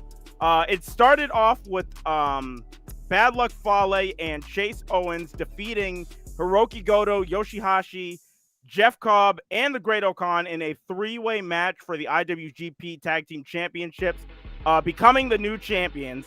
Then after this, we saw Tama Tonga defeat Evil to win the IWGP Never Openweight Championship. But right after the match, he was attacked by Carl Anderson and Doc Gallows, who are back in Japan, and gave him the Magic Killer, or they gave Tangaloa the Magic Killer, who tried to come out and help Tama Tonga, but they gave him the Magic Killer, and then Carl Anderson, who dropped Tama Tonga with the gun stun, which is significant because before he left Japan to go to the WWE, he gave Tama Tonga the gun stun. He gave his own finishing move to Tama Tonga and said you could use it. So now he came back to Japan. He's just like, no, fuck you, and just laid him out with his move. So Taiji Ishimori had a match against El Desperado for the IWGP Junior Heavyweight title. Taiji Ishimori defeated Desperado to become the new champion. So that was, 2 titles that Bullet Club won that evening. Hiroshi Tanahashi beat Tomohiro Ishii for the vacant IWGP United States Championship after it had to be vacated by Sonata. And after this match, Chase Owens comes out and brings up the fact that he beat Tanahashi in the G1. And it seems like he's about to ask Tanahashi for a title shot, which Tanahashi is more than happy to agree with. But he says, I'm not the one that's here asking for a title shot. It's this guy that's standing behind you. And when the camera pans back on Tanahashi, there's a man behind Tanahashi in a black mask with a Bullet Club vest, and he lays out He lays out Tanahashi with the Pulp Friction, and the guy takes off his mask, and it's Juice Robinson, who's joined Bullet Club, which this guy's been having a feud with Bullet Club for at least a full year, and now he's just joined the Bullet Club. So that was pretty significant. Then finally, before we get to the main event, the Best of the Super Juniors was announced last night, and the competitors were all announced. So this is going to be the return of Western talent to New Japan officially. Starting with the A block, we've got Ryusuke Taguchi, Yo, Clark Connors, Hiromu Takahashi, Yoshinobu Kanemaru, the Impact X Division champion Ace Austin, Alex Zane from GCW, Francesco Akira, Taiji Ishimori, and Sho. And then in the B block, we've got Master Wato, Robbie Eagles, Teton from CMLL, Bushi, El Desperado, Doki, El Lindemann from Glate, TJP, El Phantasmo, and the first ever competitor from AEW to appear in Japan for New Japan, Wheeler Yuta. So we've got a stacked best of the Super Juniors this year. I will now be watching New Japan again. After I saw all of this news this morning, I immediately watched the Wrestling Dontaku show. I'm very intrigued in this tournament now. I'm all in. The main event of Wrestling Dontaku saw Kazuchika Okada defend his IWGP World Heavyweight Championship against Tetsuya Naito, victorious over him, successfully defending. And then after the fact, Okada is celebrating, and all of a sudden his music is just stopped abruptly, which doesn't happen in Japan. Normally when the champion wins, they just play him out. His music is just stopped abruptly, and all of a sudden Jay White's music starts playing, and Jay White is back in Japan now. So Jay White just starts coming down to the ring and with Gato, and they both start beating the hell out of Okada, who's been wrestling for at least 30 plus minutes against Naito, and they just beat him up. Jay White lays him out with a Blade Runner, and Jay White holds the title over a dead Okada. The rest of the Bullet Club comes down to the ring with beers. Doc Anderson does the roll call for the Bullet Club. They are dumping beers all over Okada in the middle of the ring, and then they just leave. And before they leave, Jay White plants Okada with another Blade Runner. It was a Bullet Club themed night last night. They owned it. It was their anniversary, and they went out swinging. So New Japan is coming back big. They made big moves, and I made a prediction after this. I said at the Forbidden Door show that we were gonna get at least one competitor announced for the G1, because the G1 is gonna be happening, which is their biggest tournament that they have. For people that don't know, the G1 is gonna be happening after the Forbidden Door pay-per-view. So with Wheeler Yuta being the first AEW talent to appear in a tournament in Japan, I'm thinking that Bryan Danielson joins the G1 this year. He said that he wanted to go and compete in the G1. Moxley's already competed in a G1. I think that we're getting Danielson in the G1 this year, so I think that's gonna happen. Could be, man. My screen died. There we go. I clicked some more accident, but we're back. I can see y'all. I can see the chat again. But yeah, that is crazy, man.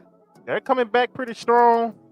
Well, I ain't gonna say coming back because they never really left, but they putting on a strong card. I don't know if him and Tony Khan working together to put that card together.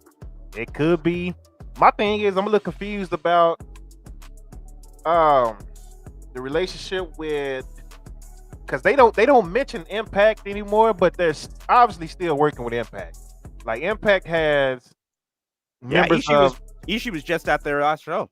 And the Bullet Club is still all there, so yeah. And then now you have the Deanna going up against Mercedes Martinez Wednesday for the Ring of Honor. So I'm like, I wonder if they're just gonna take the title off Deanna and then just send her back to Impact fully, or is this gonna be something where Deanna is going back and forth, and maybe you have some Impact guys going back and forth with the Ring of Honor titles, like what's his name, Jonathan Gresham 2 weeks ago was on Impact. So, and I thought that was gonna be done once he signed his contract at AEW. I know it's pre-recorded, like 2 weeks ahead, I believe, for Impact. So, I'm curious to see how that happens, because if they are working together, why is nobody talking about Impact? That's what I just don't get it. It seems like ROH and Impact had some type of pre-existing thing beforehand. Yeah. And that could be what it is, because they had the whole Honor No More and everything thing like set up before Tony Khan acquired them WrestleMania weekend, or before WrestleMania weekend. So you said, and you might have Big Cass. Yeah, Big Cass is also going to be showing up on what is it called?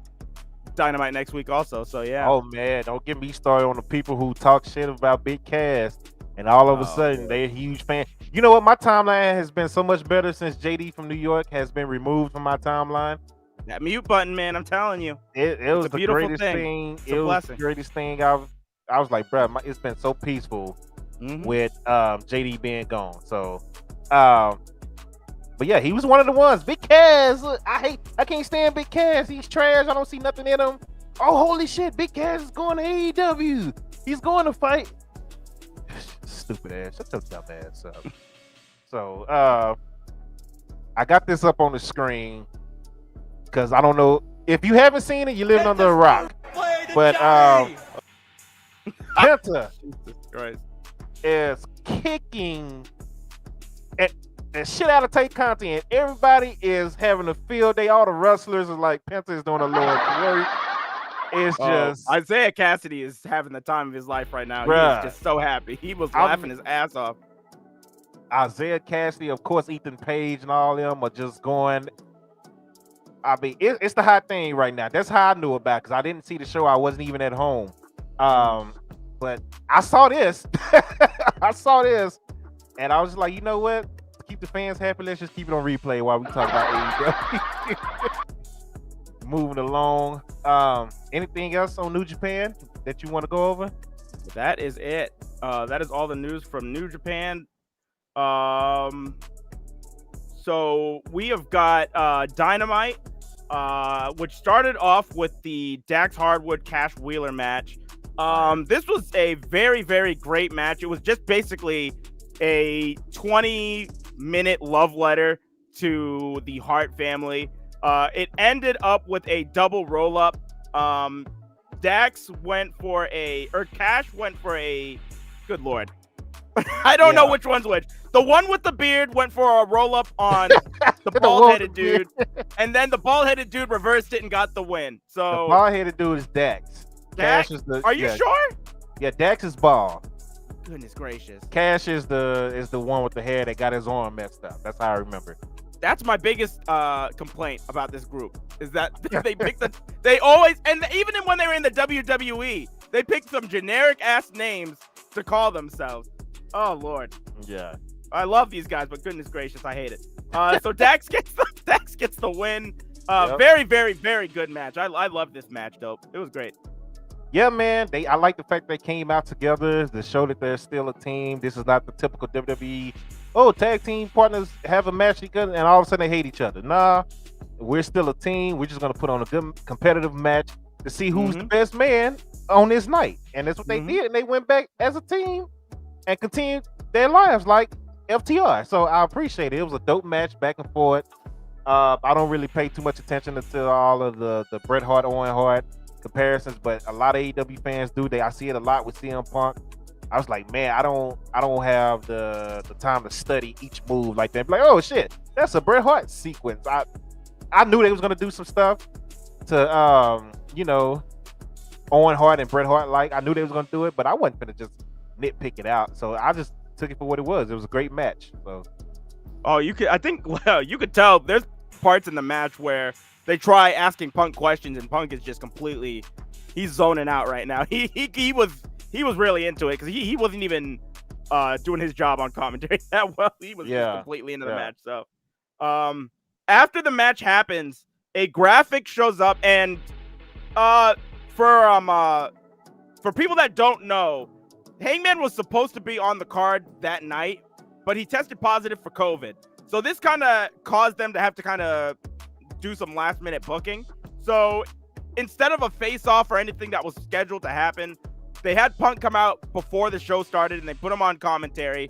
Then after this match happened, a graphic showed up on the screen, making it official. CM Punk is going to be facing Hangman Page at Double or Nothing for the championship, for the AEW championship. So Punk comes out, he has a promo. He says that when he came into the business, when he came into AEW, he just wanted to prove that he could hang with everybody, and now he knows that he can, and that he can't promise that he's going to win, but he's going to give 100% of himself in that match, and he couldn't do it without the fans. So I gotta say, a lot of the matches in Page's run, you could tell that he wasn't going to lose these matches. This is the first time I'm going into this match where I'm just like, Hangman Page might lose the title. I actually thought that about his last match with Adam Cole. I didn't think they was gonna have Adam. I didn't think they was gonna have Adam Cole lose again another title match, especially because Tony pay attention to the IWC way too much for my liking. But it's also a good thing that he pays attention to IWC, because what happens is anytime somebody shit on somebody, be like, "Oh, Ruby Soho has been on TV in how many days? See, you're not using it right, Tony." Tony be like, "Oh, bet, bow, she's in a tournament, bow, she's on TV, bow, she gets a victory. Eat a dick." That's what Tony Khan does. So it's hilarious because like this whole Becky Lynch thing that we talked about earlier. I think that was off stream actually. Did we talk? No, we talked about it. We on talked stream. about it here. Yeah, we talked So about it. the Becky Lynch thing, I tweeted out. I was like, "Hey, she just helped the AEW's women division," because Tony Khan's gonna see that and be like, "Bet I got something for your ass." Boom, boom, boom, boom, boom. Fire match, fire match, fire match. Eat a dick, Becky. That's basically what he's gonna say. So, and he even responded to it's somebody he responded to that I actually liked, because they was talking about, they don't show love. They not showing love to the women in these Owen Hart tournament. And he was like, "Well, 6 women are already qualified in 3 different matches. So what the hell are you talking about?" And I just laughed. I was like, "Get her ass, Tony." But yeah, TK, he listens. He's even doing moving graphics now for yeah. for Because all that of one that. fan, because that one fan did it. Yeah. Yeah. So it was like, you know what? That was nice. I'm gonna do it. So now TK listens. Sometimes I'll be like, "Man, chill with the IWC, TK. Just do your thing." But sometimes it's good, sometimes it's bad. It's hit and miss with that. So I got off subject. My bad. No, you're good. Up next, we had a 6-man match. The Blackpool Combat Club in a match against the Factory, with the Blackpool Combat Club coming out on top. This would be the first of many 6-man or 3-man teams that we would be seeing on this show. Blackpool Combat Club is just so good. So I have a theory too. I don't know if I said this last week or not, but with with New Japan coming for their joint show, they already have a 6-man title. And I think it would be a good way to establish more of a connection and more of a relationship with New Japan. If you take their 6-man title and just use that rather than create your own titles, because right now the 6-man title, the 6-man never openweight championships that New Japan have, their division is kind of floundering. It's not great, and it hasn't been for a while. And you have AEW, which is making an abundance of 3-man groups. Yeah, that would flourish if they had a title. So I would put those titles up for line at that show and do something with one of those teams. So he might actually do that. That's probably what's going to happen. Actually, the Forbidden Door. Yeah. So you know what? I just thought about that. Impact is doing Under Siege, which is kind of like the Forbidden Door as well, right? Yeah. In the main event, they've got Ishii and Josh Alexander. So New Japan is fine. They're going all over the place. They're like, we're working with everybody. Yeah. I don't know if Impact and AEW are trying to compete, or I don't know if they still working together. It's been a little weird. I think at some point we're gonna get an All In too, because All In was the original show that started AEW. It was the first independent show at its time to make a WWE size gate by itself. So and that had AAA was a part of it, Impact was a part of it, New Japan was a part of it. Pretty much any big independent promotion that you can think of, they all got together to make the biggest WrestleMania style independent show that you can think of. I think we're getting around the corner. We're getting way closer now to a second show like that. And if they do, they're probably going to put it in an arena. That would make sense to me. If I had a show like that, I would put it in an arena. You could sell that out immediately. It needs to be. Man, it's a mosquito out here tearing my ass. I can't get him. I just like, good Lord. But Yeah, and that should be like their Mania. Yeah. So I'm with you. After this, we had Lance Archer against Wardlow.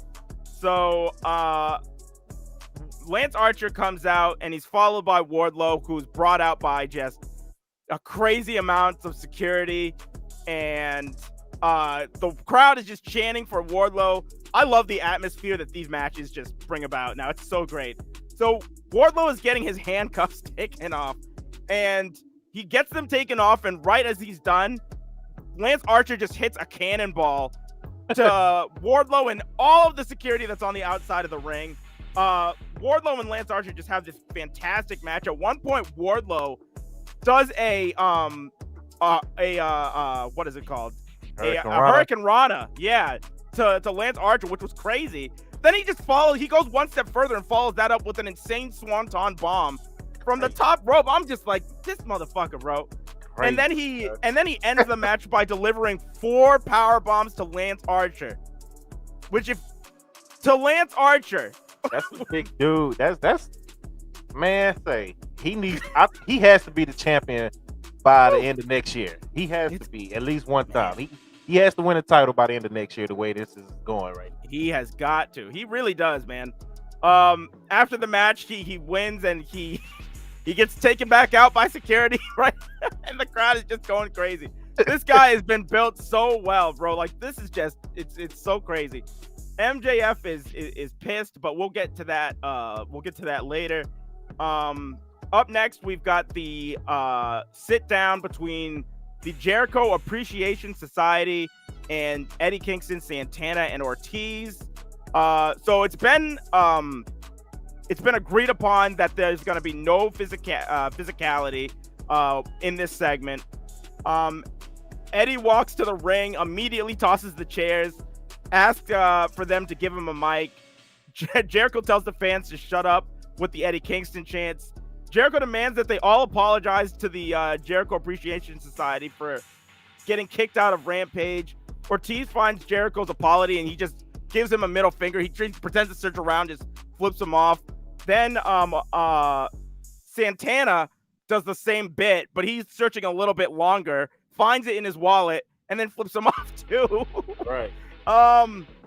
Garcia ends up, Eddie Kingston starts giving a promo, but Garcia interrupts him and says that he has perfectly manicured eyebrows and asks if he wants to throw him up. Pretty much, he's trying to go to Eddie Kingston. I was just like, bro, what the hell are you talking about? Garcia's just being wild. Eddie says that he's not a fan of this sports entertainment bullshit and that he is there to fight. He throws everything out in the ring, and Jericho says it's 5-on-3. And they're going to take out Eddie, Santana, and Ortiz one by one. Jericho says that he's going to put a hit out on the 3 of them. Eddie says when you say a hit, you end things. Jericho says Eddie can't afford to get fired right now. Because Eddie is in Jericho's face. Jericho says, Eddie, you can't afford to get fired right now because no wrestling company wants you. So stand there, shut your mouth, and do what you're told, bitch. Jericho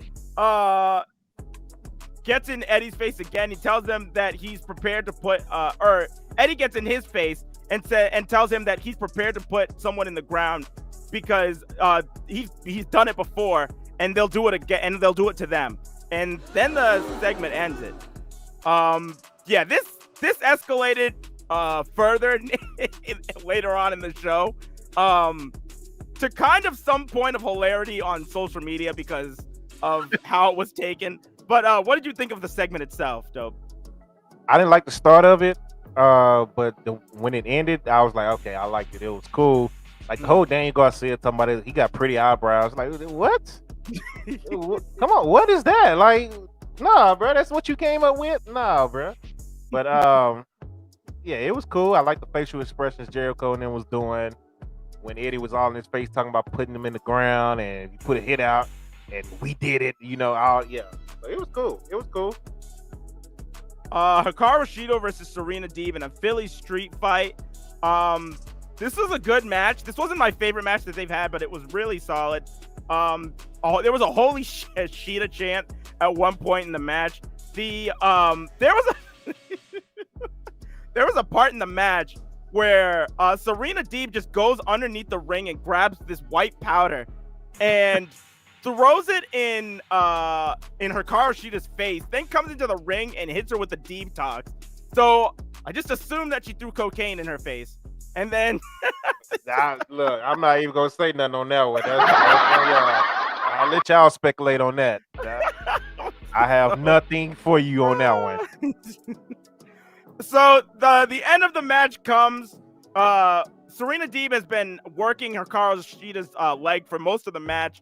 The end of the match comes where Deeb picks up the leg and is slamming it repeatedly into the chair, into a chair.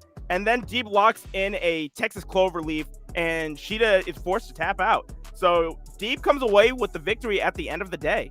So hopefully this is the end of the feud, because as much as I do love seeing these two fight, they have fought each other a lot. So I'm kind of done with this feud. So hopefully that was the end of it. So yeah, I'm kind of with you. I just wanted to end on a bigger match, but I mean, not stipulation wise, just a better match. Let me say that, not because they gave you a big match, but it just, I don't know, it just wasn't the same. You thought other matches that they had were better too? Yeah. So after this, we go to the back, and Lexi, the backstage interviewer, is with MJF and Sean Spears. MJF says that he's got a guy that's going to go up against Wardlow next week, and he's bigger than him, and he's smarter than him, and he's taller than him, and you can't teach that. And I was like, fuck yes, let's go. Dude, I'm so happy for Morrissey. I can't. Crazy. Yeah. See, I didn't think that he was going to get, what's his name? Archer up for a powerbomb. So, but this is going to be crazy. Morrissey is huge, dude. Yeah.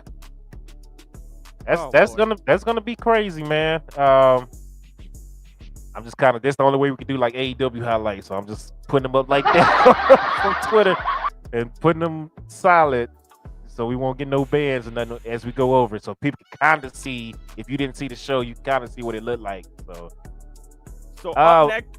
Oh, go ahead. Yeah. Now I'm gonna be disappointed. I hope. Then again, a lot of people are saying Enzo too, which I was like, oh, I ain't think about that, but that don't make sense. Yeah, if it was Enzo, he would. Yeah, exactly, and taller. Yeah, so Enzo is definitely not taller than Wardlow. Definitely, yeah, he's not bigger either, so it just don't make sense. But yeah, go ahead. After this, the House of Black, the House of Black come out, and it looks like they've murdered Fuego del Sol. They're about to unmask him, and all of a sudden, Alex Abrahantes is seemingly in the ring, and he's saying, I thought you've learned your lesson. Looks like I might have to teach you a lesson. So they start walking down to the ring. They're just like, okay, it's the three of us against you. What are you going to do? They surround him. Then the lights, so then Pentagon, or Penta Asquero, excuse me, comes out. Then that's followed by Pac, who comes out. And then Alex Abrahantes comes out, and he's just like, you thought I was in the ring, bitch, you thought. And then it turns out that it was Rey Fenix, a returning Rey Fenix, who's in the ring, which was actually pretty crazy if you think about it, because he was flying to Mexico in a couple of days. So he just lights up Murphy. Malachi and who was the other guy? Brody end up going to the floor to fight with Pac and Asquero. And yeah, the Death Triangle get the upper hand. And this was specifically a part in the show where Excalibur talks about how many trios they have in the company. So I'm just like, come on. Yeah, Excalibur is going to be the one to give you all the facts and the numbers and stuff that you don't think about. So that's, I mean, he is the guy for that. So. Up next, we had a Oh, we had an announcement. It would be Swerve against Darby Allin in a Owen Hart Foundation qualifying match. Have you seen some of the people that are all in these matches? Like, this tournament looks like it's gonna be crazy. I've seen them, but I can't think of them off the top of my head like that. So I think the 4 guys, not including this match, but the 4 guys in the men's tournament right now that have qualified: Samoa Joe, Kyle O'Reilly, Adam Cole, and oh, good lord, I'm forgetting the last person. Darby. Big. Was Darby? There was somebody else other than Darby that qualified. Darby qualified on Friday. I thought there was one other person that. Darby, Adam Cole, Dax. Dax, that's who it was. I didn't say Dax. Yeah. So Dax, yeah. So, and that's just on the men's side. And you still got.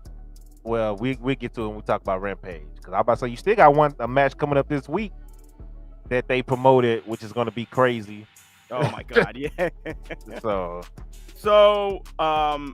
yeah, we got the Undisputed Elite against Brock Anderson, the Varsity Blondes, Lee Johnson, and Dante Martin. Which shout out to his brother, who unfortunately again, the same injury to his, or they said it wasn't his ACL, but he received multiple injuries. It looked like there was a picture of him on Twitter, and it looked bad. And I just feel so bad for this guy. Oh my god. But he's on the shelf now again, so Dante's gonna have to be another singles competitor. This was just like a squash match for the Undisputed Elite. There's not really much more to say. They kind of came away with it and won immediately. So, and Adam Cole really didn't do much in this match either. So it was still entertaining though. These guys are fun to watch, man. It's just. Like, these guys are fun to watch, man. Oh yeah. Oh no, you're talking about what? Five of the best athletes in the world right here. Yeah. These guys have all had bangers against each other. They've guys have worked each other so many times. Like, yeah, this was a great match. But it was in all of the matches that they've had in this promotion so far, it wasn't anything too crazy. It was kind of just to establish them as a team and be like, yeah, these guys are doing stuff. So, and it was to also promote their new merch. So, which I feel like is going to do crazy numbers. Up next, we had the TNT title ladder match between Sammy Guevara and Scorpio Sky. This was crazy. There was a spot where Scorpio Sky brings out a ladder that has barbed wire on it, and he puts it in the ring. And Sammy Guevara hits a standing Spanish fly on Scorpio Sky as a reversal, and Scorpio Sky just falls right onto that ladder. It was perfect timing. There was a spot where Sammy Guevara kills himself. Lord. Good lord. Bro, I thought he was done when this happened, dude. I was tweeting. I was like, he's done. Like, they're not gonna finish the match. Look at that. Oh my god, bro. Yeah. He was actually playing on that injury too in AAA this weekend. Yeah.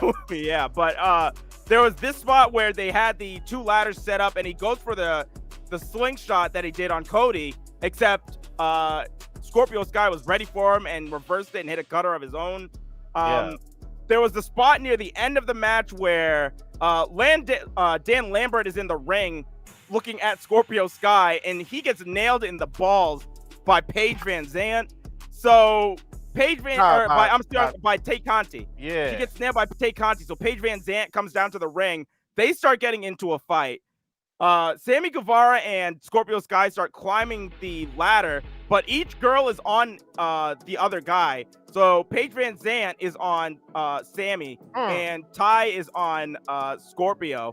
They're both climbing, and they both end up punching each other in the face until both fall off the ladder. So the spiked barbed wire ladder is set up on the edge of the ropes. And Sammy and Scorpio Sky are fighting each other, propped up like that. And Scorpio Sky ends up pushing Sammy Guevara off the ladder onto the onto the barbed wire ladder, and it looks crazy. Yeah. And in my opinion, this is where the match should have ended. Sammy Guevara ends up getting back up from this spot and very quickly very quickly, and tries to come back and get the title again. Scorpio just pushes him off a second time, and Scorpio Sky ends up getting the W. The crowd popped really loud. This was the right call. This was the right call. They shouldn't. I don't think Scorpio Sky should have lost in the first place. I was saying that last week. Yeah. But yeah, this was the right call to give him the title back. So, like, it's no doubt about it. I'm trying to show him that bow right there on the barbed wire. That was crazy. That title, I love that title. Now they put them diamonds inside of it. Yeah. And then so Scorpio pushed him, like you said, and he's back up. And next thing you know, right there, like springboard. Like right what, there. dude? You just got. Yeah. Hey, but I mean, this has been an issue with the main event. Maybe they didn't have enough time and they had to rush those spots. That's been a thing that's, said and going on. So maybe that's what happened. They was like, hey, get up. We only got 2 or 3 minutes left. So, but yeah, it was a good match. And the right person definitely won. Mm-hmm. I can see how it's going to play out now because Kazarian came out and he's a face. And, I think what's going to happen is him and Scorpio are going to be, back friends again. Ethan Page not going to like that. Ethan is going to attack Scorpio, and Ethan stays heel. Well, what's his name? So Scorpio last week asked Kazarian, this is baffling to me. So he asked Kazarian, he's just like, if I need you to come out, I need you to help me, because I don't want to get screwed again on my title shot, is essentially what he said. And Kazarian was just like, I'll do this because I owe you, but if I do this for you, I need you to give me a title shot. I need to be first in line. And so that was the agreement. So Kazarian versus Scorpio Sky is going to be the match that they're going to be making. I don't know if it's going to be for Double or Nothing or what, but for the reason that you stated, I can see that happening. I really think that they should push Ethan Page as a heel, and that would be a good way to at least separate these two and keep Scorpio Sky as a face. Because I think he's definitely starting to come into his own now too, and I don't think he should be with Dan Lambert because that just doesn't make any sense anymore. Aaron, what's good, bro? How you doing? I don't understand. Like this spot right here, the second push out wasn't necessary. Like you said, I completely agree. Rewatching it again, that should have been over after the first push to the barbed wire. Yeah. Yeah, I don't. Yeah, it was pointless because nothing really major happened. He just pushed him. Yeah, that was just a waste of another 65 seconds doing that. So, that's crazy. But Scorpio, he's hugely over thanks to the people turning on.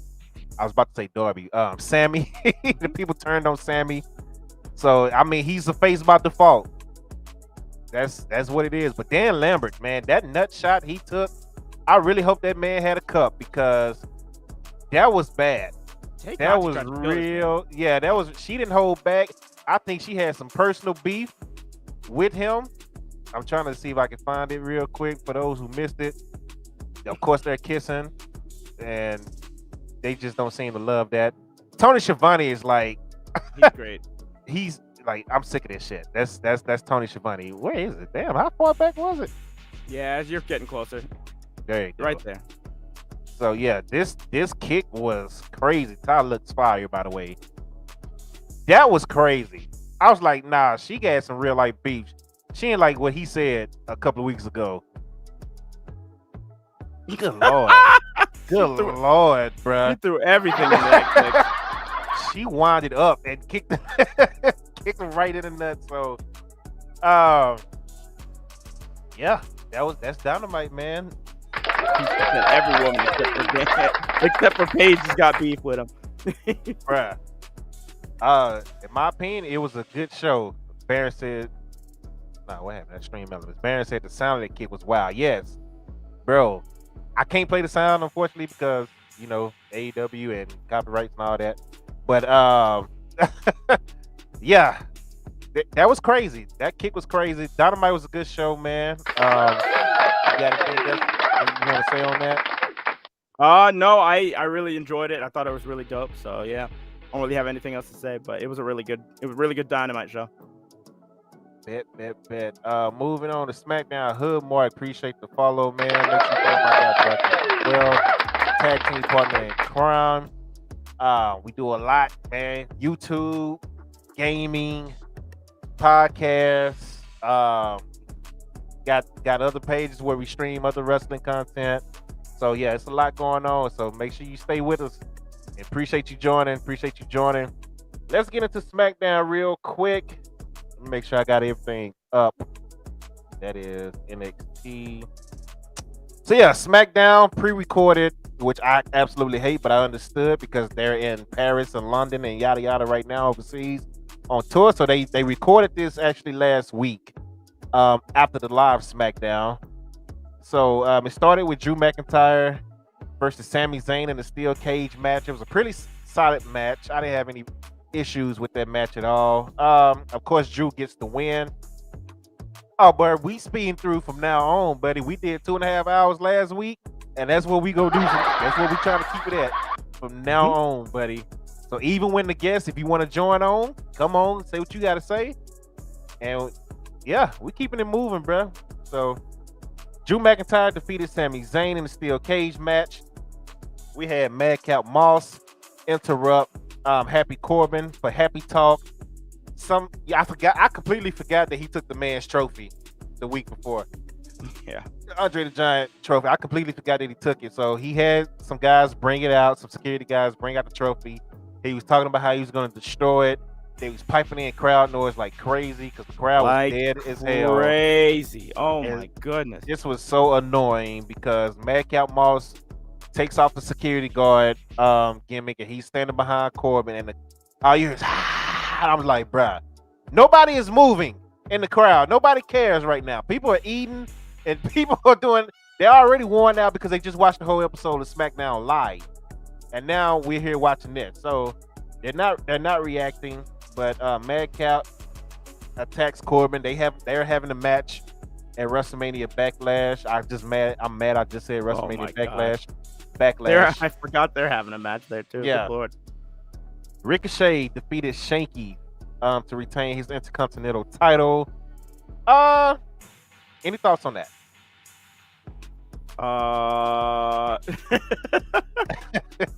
It was a match. It happened. The only positive thing I have to say is that he's defending. He's defending his title. So yeah, they're giving him a list of people to run through and defend that title, and he's doing it. And I'm just mad that he's not on the pay-per-view. He don't have a match right now. I don't think Theory has a match. Like what are we doing? Yeah, what are we doing? So it's okay. It's the IC championship, bro. Like, what are we doing here? Anyway, I'm not going to rant. Moving on. Raquel Rodriguez, aka Raquel Gonzalez. You know what? I'm gonna call her Rodriguez because this is a completely different character from Raquel Gonzalez. This character creeps me the fuck out, bro. Yeah. Oh my god. She was smiling way too much, man. Yeah. It was scary. And we're about to get into that. We're about to get into that because she did an interview last week on Busted Open, and they asked her the difference, and she was like, when she was in NXT, they told her don't smile as much because you're a badass, so be a badass and just go out there and whoop ass. She said as soon as she got to the main roster, the first thing they told her was you need to smile more. So she was like, I just been smiling for nothing. I'm just backstage, even when I'm not on camera, I'm just smiling. So it definitely showed because she was smiling in her interview. She was smiling coming to the ring. She was smiling after the girl attacked her. She smiled after the clothesline. She picked her up with one hand, did a power move, and was smiling after that. I was like, oh my God, we get it. Good Lord, bro. Oh, man. Everything. She was smiling after everything. I was like, This is not human.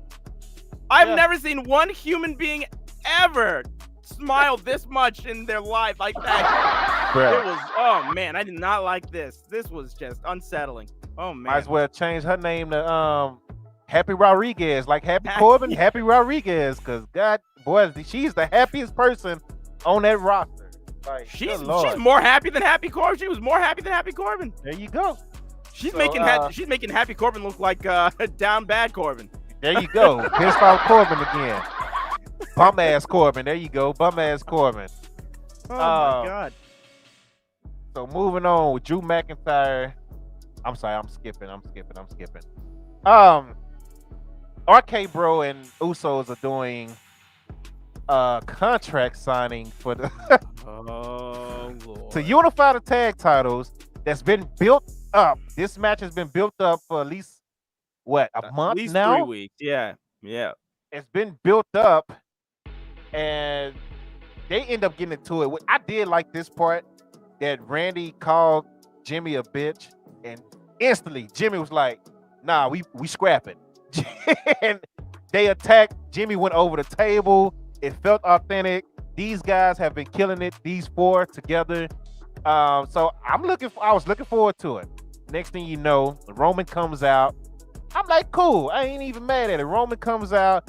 He's using it to distract RK Bro because RK Bro was getting the upper hand.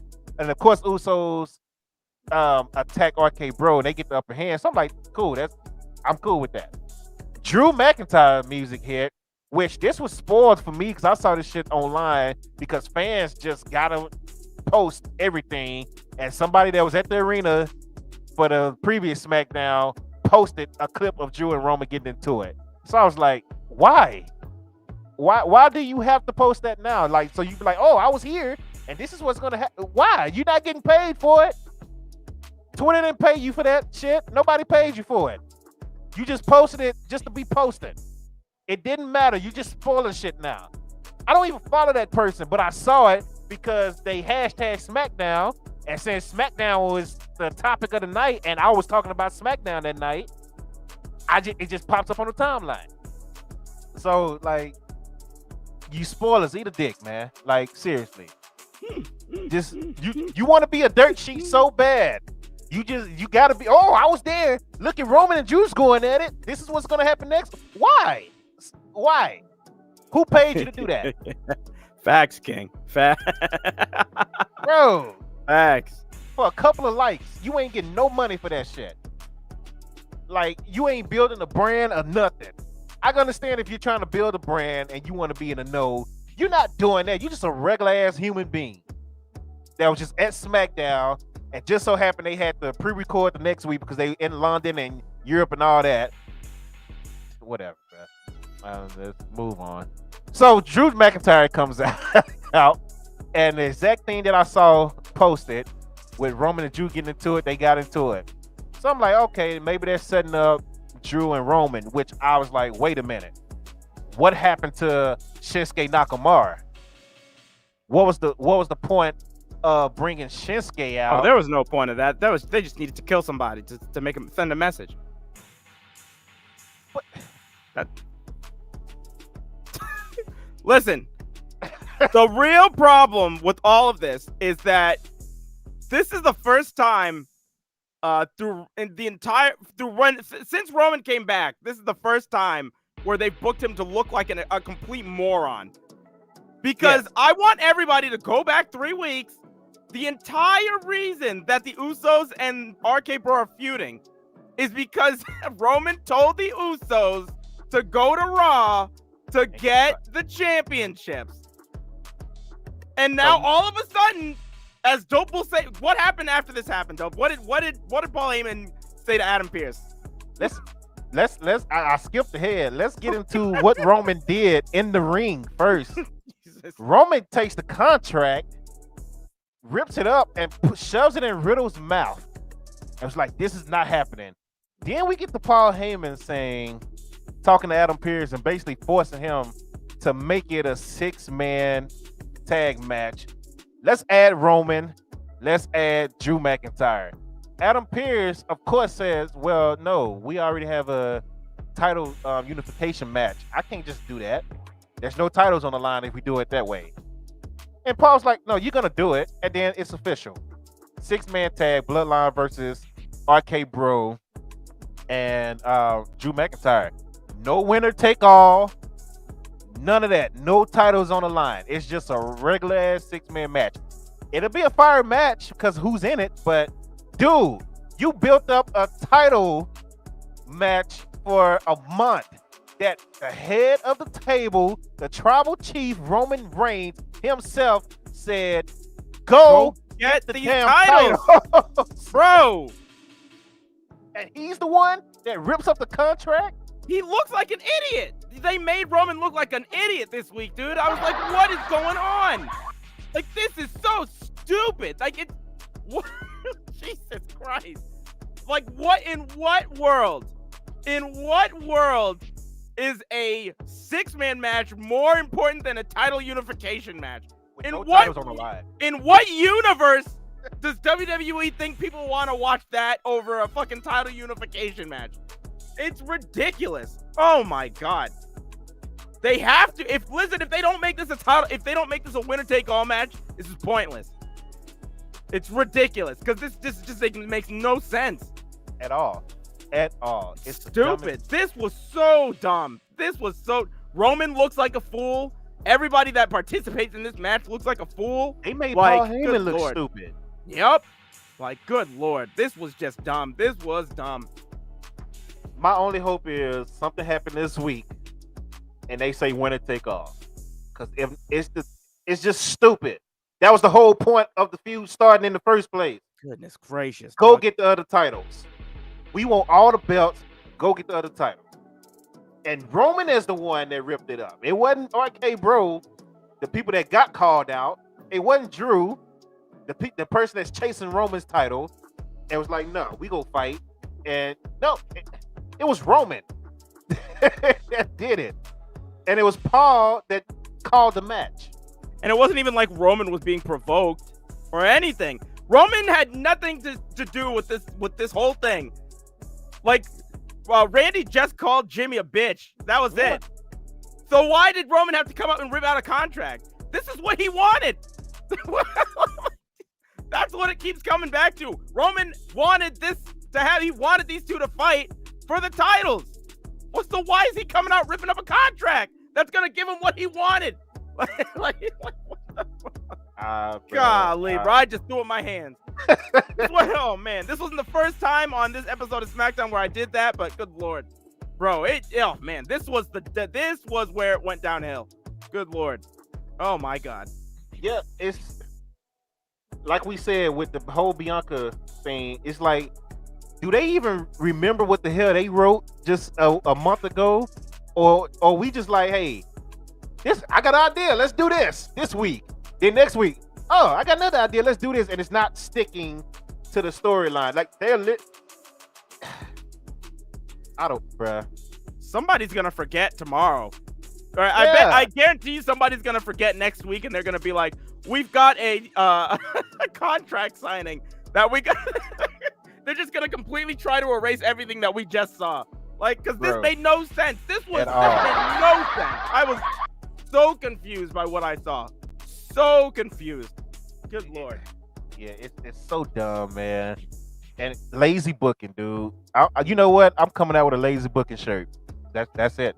We got the budget cut shirts. We about to start doing lazy booking shirts as well. I'm get ready for them. I gotta come up with some type of creative logo, but lazy booking shirts will be coming. So just know that this is stupid. This is stupid. Ern, we're gonna stop talking bad about Ern. Shut the hell up. Get out of here. No, we not, Ern. No, we not.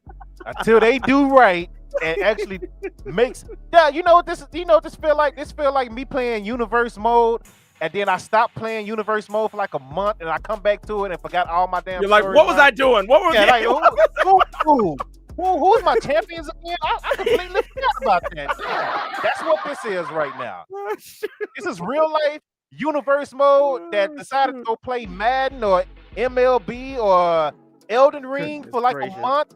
It was like, oh shit, let me go back to universe mode. Damn, what was happening again? What was I doing? Yeah, like what was I doing? This is what this is right now. Like we're seeing it in real life. Like golly, bro, it's dumb. Vince McMahon is playing WWE 2K with real people right now. This is what's going on. Oh shoot! This is trash. This don't make no sense. That is the best analogy I've ever heard.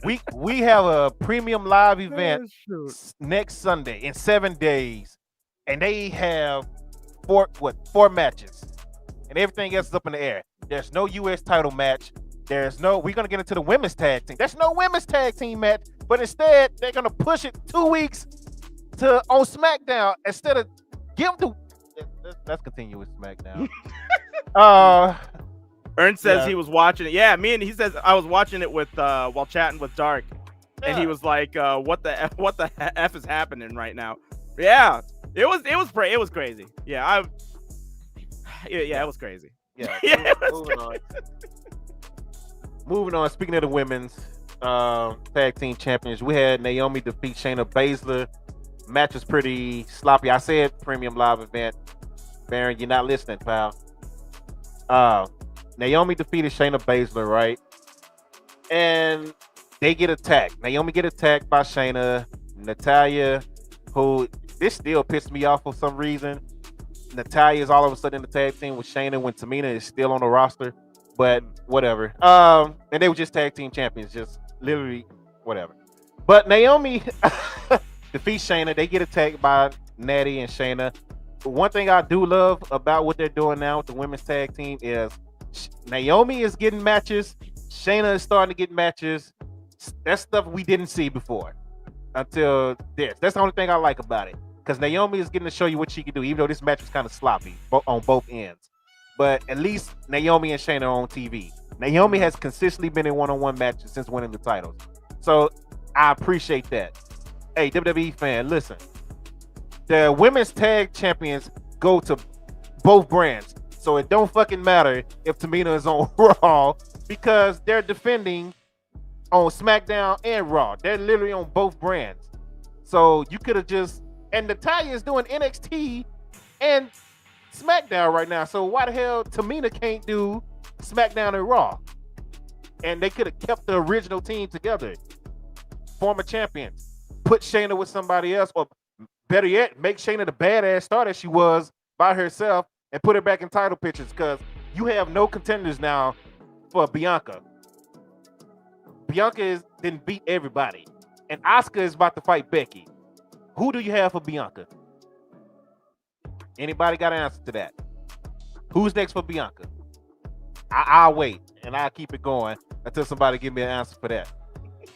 So, WWE fans say Rhea. Could be, but Rhea's getting beat up, jumped by Liv Morgan backstage, which we didn't talk about for a reason.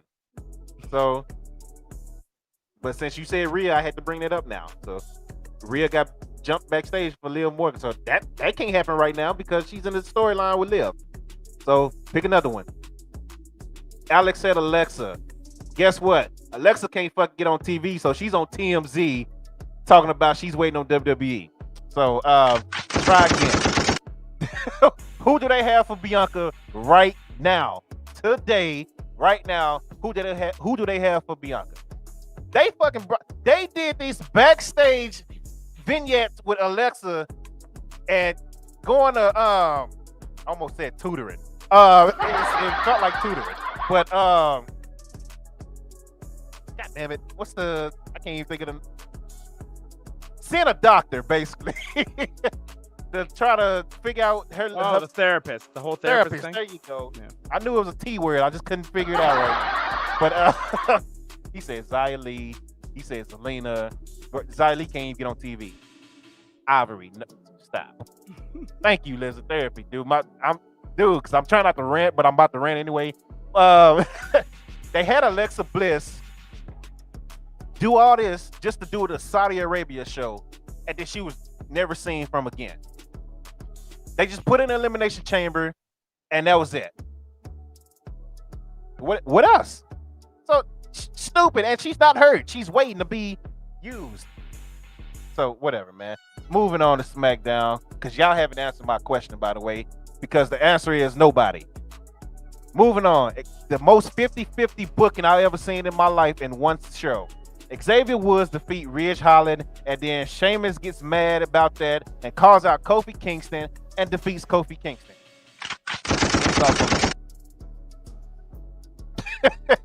And then that sets up another match between them two. Butch is nowhere to be found. Now they have a tables match. We got to watch them four go at it again. Any thoughts on it?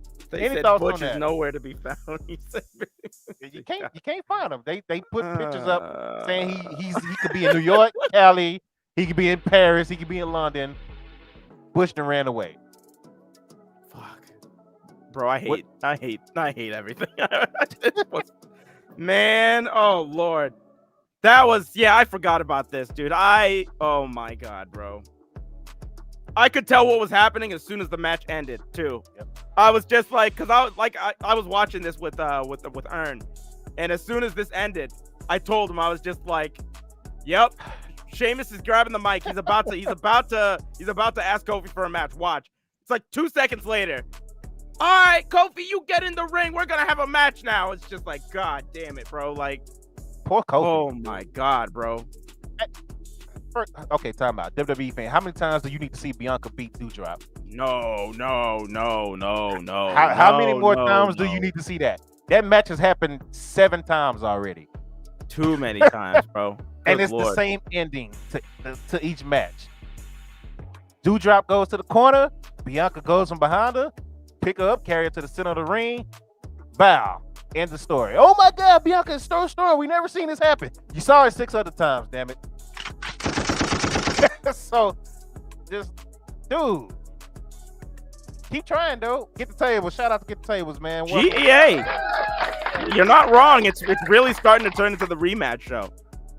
It used to be Monday night rematches. Now it's turning into Friday night rematches, bro. Like, bruh, like ever since the draft, bruh, SmackDown just went down crazy. here. That's why I hate anytime SmackDown is hot and they mention draft, I just get mad. I already know that's how they do. When 2016, 2017, SmackDown was killing Raw. SmackDown Live was killing Raw with AJ and all them. And then they was like, nah, let's bring Kevin Owens and that stupid US title story to SmackDown. Let's take AJ off of SmackDown, send him to Raw. Like they do this all the time. Vince don't like SmackDown being better than Raw. And that's just what it is. Anytime it is better, he's gonna, let's do a draft. It's time to shake it up. Yeah, because your A show is getting their ass whooped right now. That's why NXT is not doing so hot. NXT was the best show. Yeah. Now look what happened. Good Lord. So yeah, I was doing good, man, until we got to SmackDown, bro. I wasn't ran none of that, man. Make sure you follow Get the Tables, man. I believe y'all still want to do the watch along Get the Tables, right, for Backlash, if I remember correctly. Let me know. Because another thing that we were supposed to do next week is not going down, most likely. The big surprise that we had, people be bullshitting, but we ain't. That's all I'm gonna say about that right now. That's been pushed back. What up, Max? Moving on, we have Ronda Rousey and Charlotte compete in a beat the clock, I quit challenge, where Ronda comes out. Her opponent is Shotzi. She doesn't get an entrance. She starts off the match running away from her. Doesn't matter. Ronda beat her in a minute and 41 seconds and made her say, I quit. Then Charlotte comes and she is fighting Aaliyah in the main event. And I knew what was going to happen as soon as I saw Aaliyah. They was going to have Charlotte lose. She wasn't going to beat her in time, which of course, by the way, Drew Gulak is ringside because he's auditioning now to be the bell keeper. The bell keeper. So you know what, Drew? I just laugh at it now. Do whatever you got to do to get on TV, my guy. I'm not even mad at you at this point. Just do whatever you got to do to get on TV, Drew, and I appreciate your efforts. But yeah, so Charlotte lose because Aaliyah did not tap out in time. She waited till the buzzer went off, which had nothing to do with Drew Gulak, by the way, because it was a big-ass buzzer. And it wasn't Drew ringing the bell to stop the match. Charlotte gets mad. She sees Drew ringside was like, "Do your job," and he was like, "What you mean, do my job? I'm just sitting here." You know, Charlotte attacks Drew. Drew gets beat up by Charlotte again. That is the end of SmackDown. Any thoughts? No. Bro, no, SmackDown just was, oh man. It was one thing after another that just kind of pissed me off, and then it ended on a really bad note. So yeah, like you said, it started. What was the segment that we were talking about? That it started off with the Usos and Roman. That's where it started off, where it was just like, wow, this is bullshit. And then it just kind of got worse. We didn't talk about it, and I'm not going to go into any further detail. All I'm going to mention is that Lacey Evans came back with another promo. That's all we have to say. Yeah, that also put me in and I was just like, wow, I'm really not having that this week. So I'm not going to one. Story number 5. I'm going to go on a rant if I keep Story number 5, buddy. So Lacey Evans did her thing, and I'm just like, you know what? No, I'm good. I'm good with this. And then we ended with this freaking what we had the whole New Day. What is it called? I don't know. Fight Club, I call these guys the Peaky Blinders. I don't know if you ever saw that show on BBC. Dope, but that's pretty much what these guys are. They're the Peaky Blinders. So. Yeah, I don't like this feud, and I didn't like the lazy setup for the match with Kofi. I was just, oh man, yeah, SmackDown this week sucked. The Beat the Clock challenge, I felt so bad for Shotzi in the ring with Ronda. I was just like, you couldn't have picked anybody else for this, like anybody else. Oh, random. Like you literally earlier on in the show, you had what is it called? A local talent face Raquel. Rodriguez, but you can't have somebody come in and face Charlotte. Ronda, even if it's somebody from NXT. Oh God, dude, I hated that. I was like, oh gosh, man.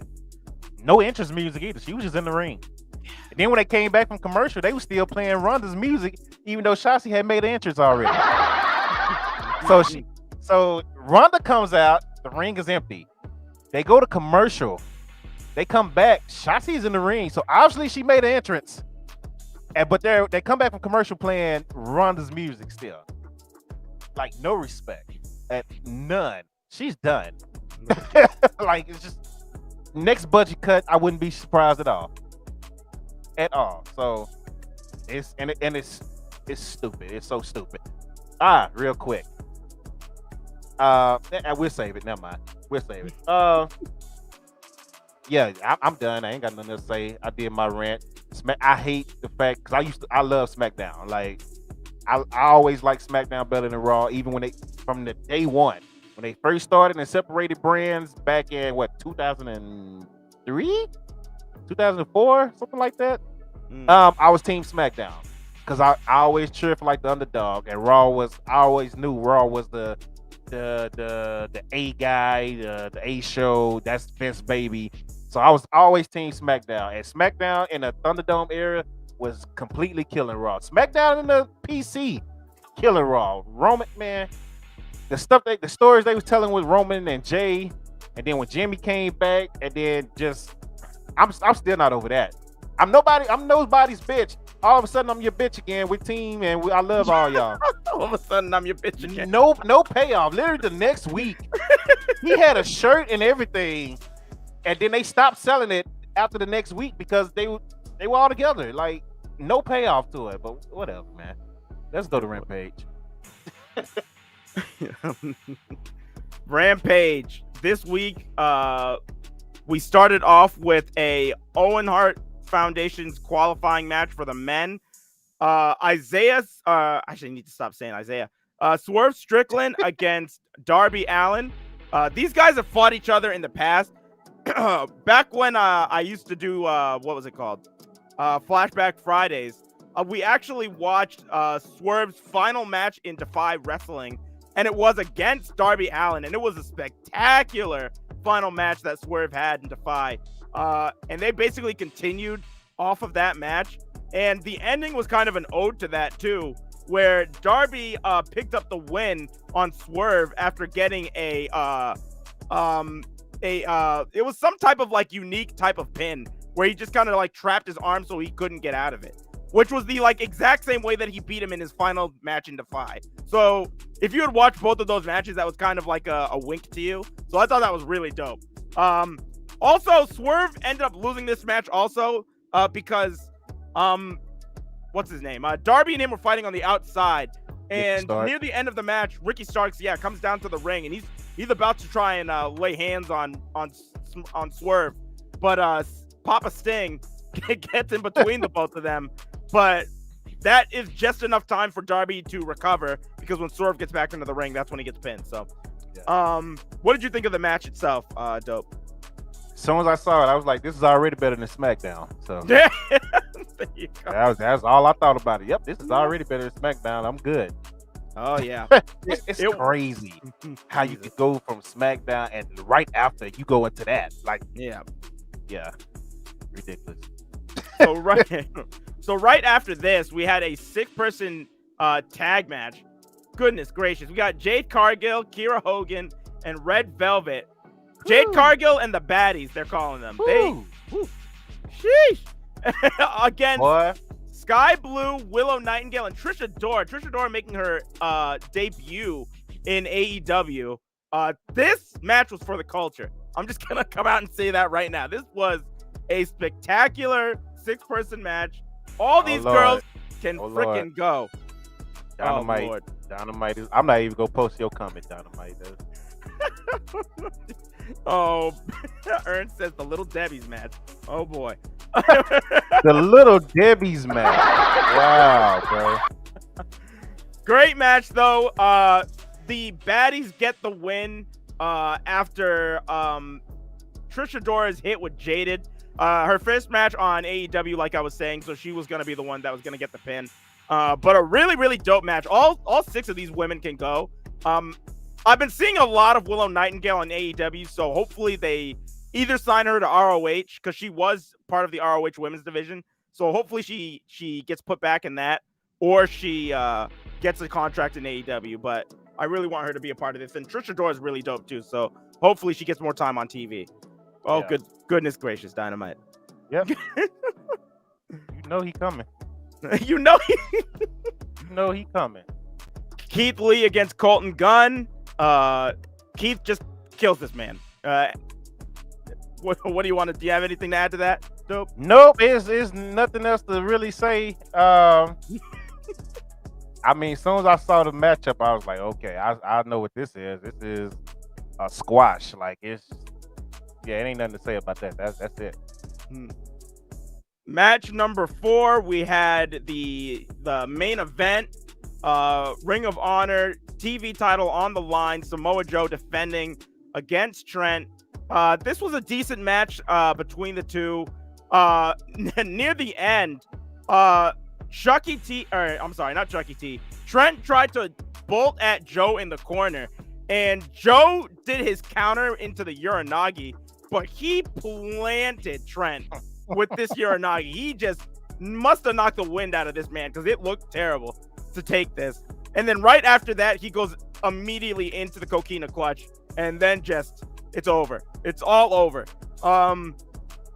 After the match, the code of honor is adhered to. They both shake hands. Tony Schiavone comes into the ring, starts talking to Joe, and then that's when what's his name? Jay Lethal's music starts playing. He's coming out with Satnam Singh and Sanjay Dutt.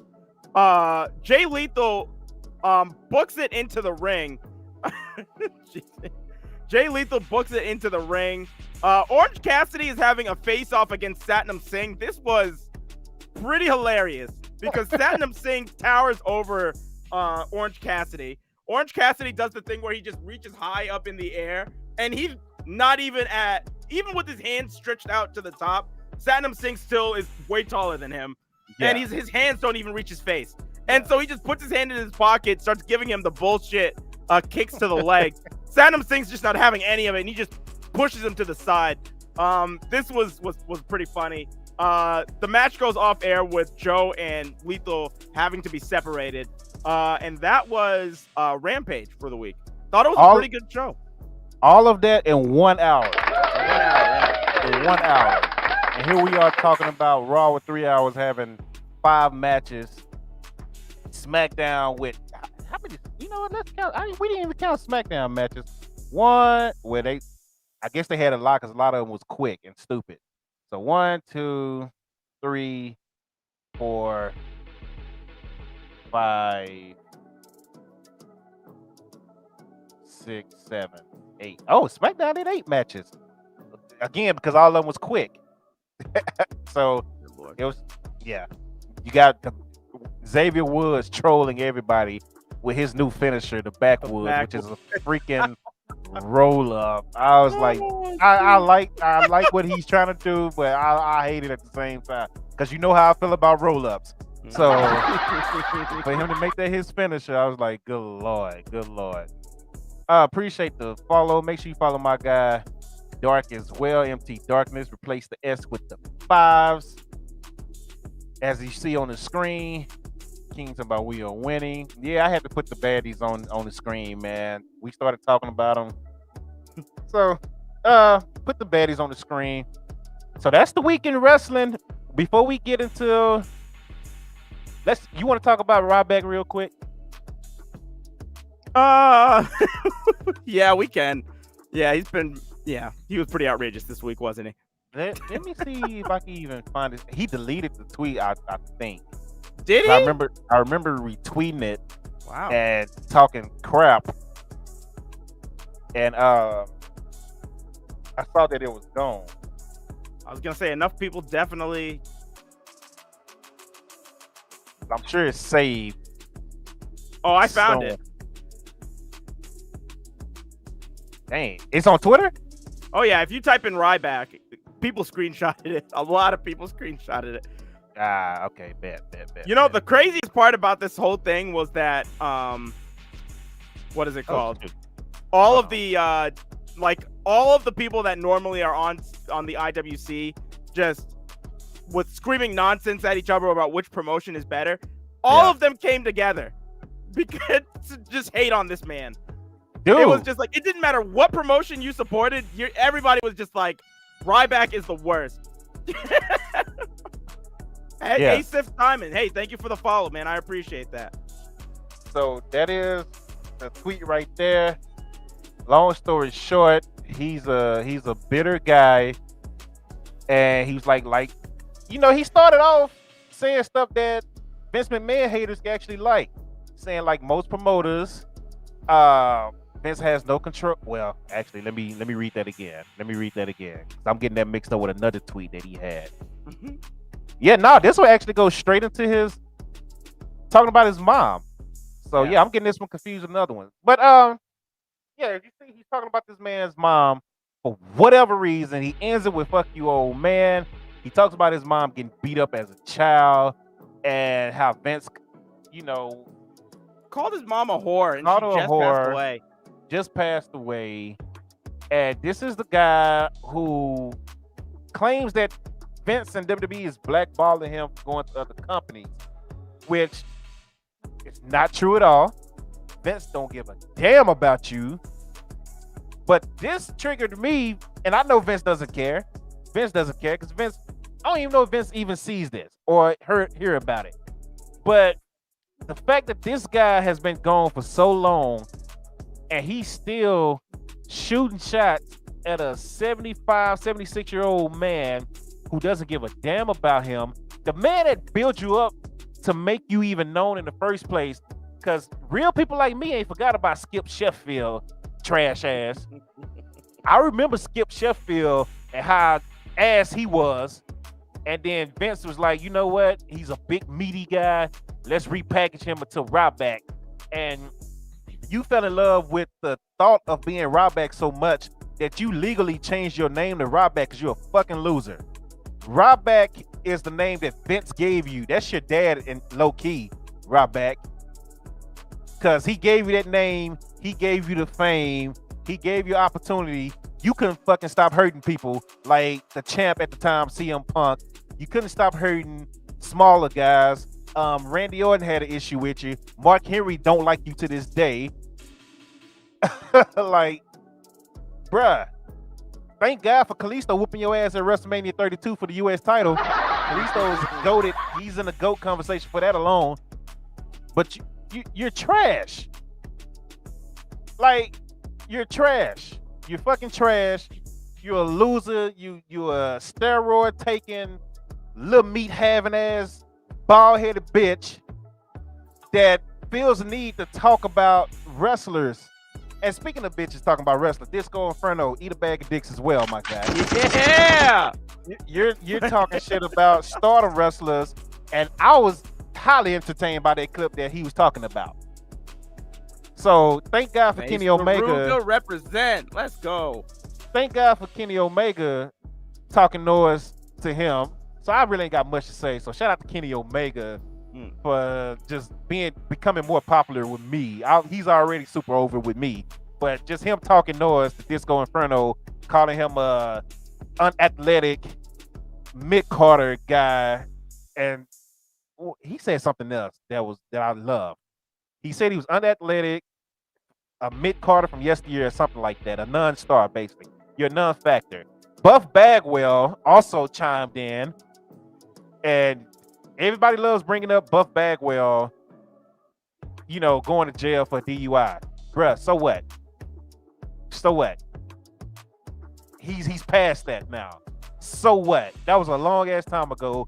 He's doing yoga and yada yada with DDP, getting his life together like Jake the Snake did, like Scott Hall did. Mm-hmm. This man is living a better life. He's doing interviews left and right with people. People want to talk to Buff again. He was at the GCW show in the Clusterfuck Battle Royal. They gave him a spot in that. And that was the first time he's done anything. And there you go. Like, he's literally trying to get his life together. People just don't like to see people win. Yeah. WWE fan, if you think I'm scared of Ryback because he got muscles, you really don't know who you dealing with, bro. I don't give a damn who you are. You a man. I'm a grown ass man too. If Ryback so happens to catch me good and he win, he win. But best believe if me and Ryback got into it, I'm gonna fight Ryback. Only person in the world I'm scared to fight is freaking Mike Tyson. That motherfucker is crazy. I'm not fighting Mike Tyson. Anybody got a coop of pigeons in his damn house in a room and just let them fly around freely, and nah, bro. And Tyson is crazy. You that swole and your voice is that high, there's something wrong with you, man. Like, nah, you a different, nah, buddy. Nah, buddy. But yeah, fuck Ryback, fuck Disco Inferno. Fact.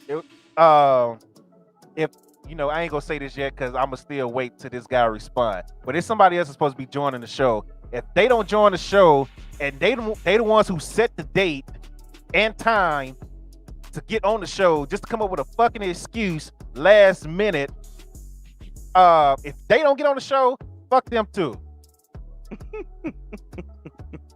The guy that was supposed to get on the show a couple of weeks ago and wasted my whole fucking Easter. J. Leon Love, boxer, professional boxer.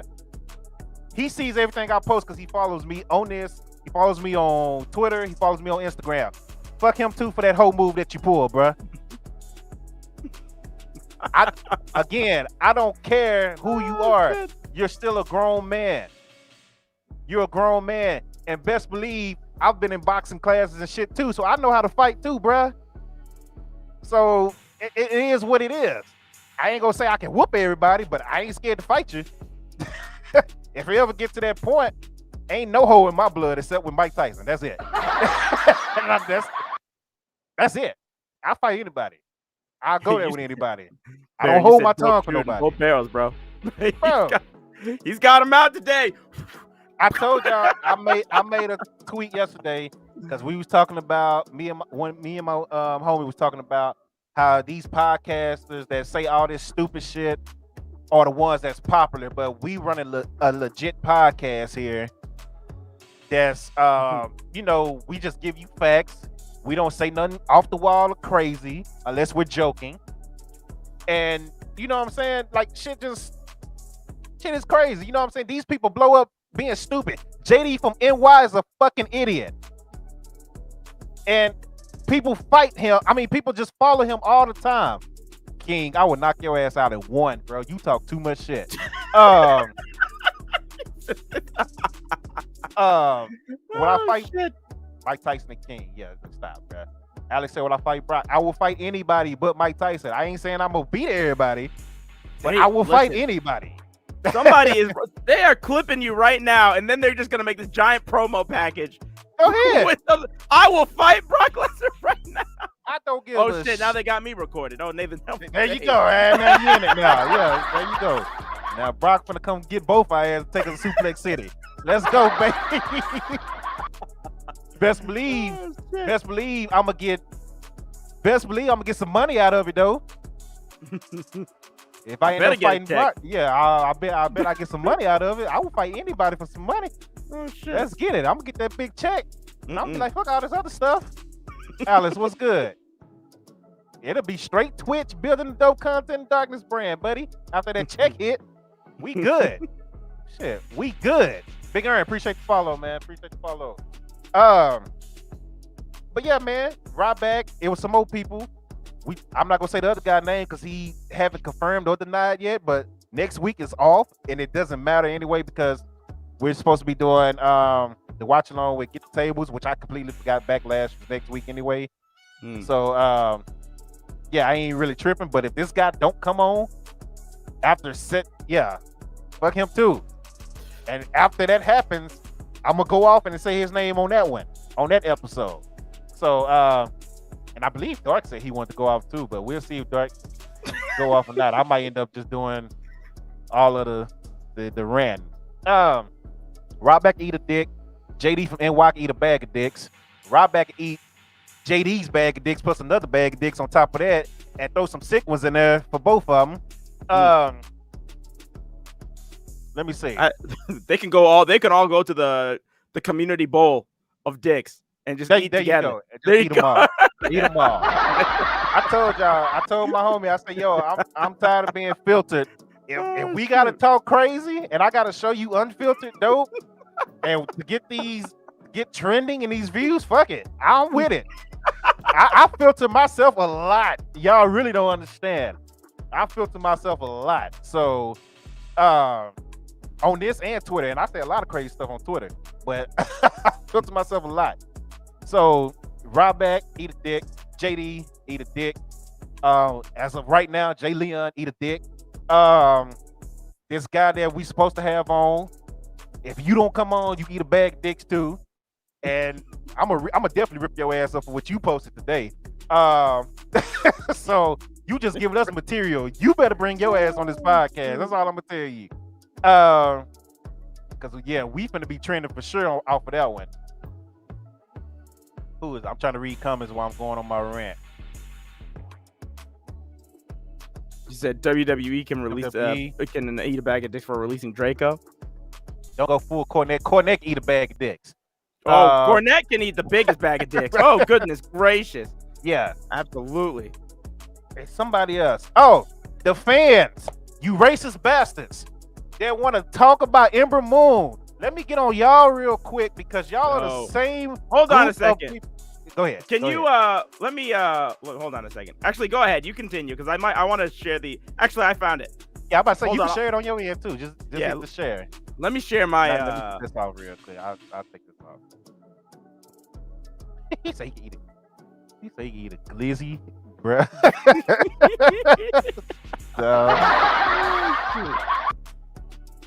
All right. And share audio. All right. Yeah, I'm ready to share. All right. All right, hold on. Can you see that? Yeah. Let me turn this out. Walking into work. And I remember once Shotzi left, I remember going to my makeup artist and going, I'm so unhappy. And we'd have to sit through stupid meetings about how we would have to dress sexy. And I remember looking at someone, I was like, no, I cater to children. I am not about to wear fishnet booty butt cheek shorts because we had a 2-hour meeting about how to dress like Mandy Rose. Okay, so I just want to stop this right here because this was what was taken out of context. All right? This is not where it stops, though, because I'm going to continue this. This is the rest of what she said. That's not fair. Not everyone is going to be Mandy. Mandy is absolutely phenomenal and she is an amazing person, but not everyone is Mandy Rose. And that's like, I started seeing this downslope as soon as Hunter was gone. And like for the first little bit, we didn't know why he was gone. We just walked. That's crazy. Wow. That's crazy. Hey, Mandy props. Crazy how she was giving her props. She never said anything negative. All she said was, that isn't for me. That's all she said.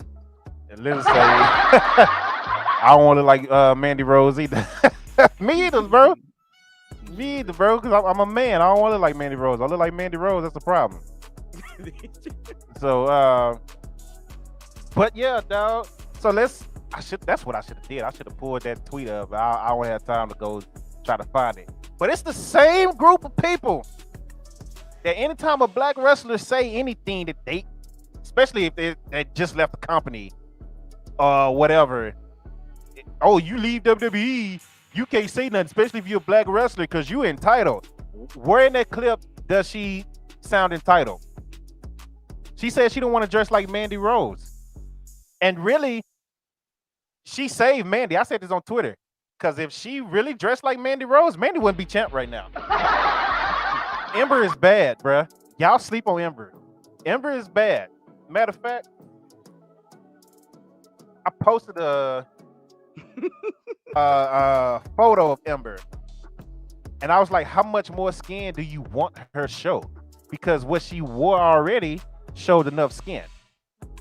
Like, what you wanted her to show more skin than what she was already showing? Let me see if I can find it. And then I had another photo of her when she was in not Ring of Honor, Reality of Wrestling with the Usos. And she used to wear them very short skirts.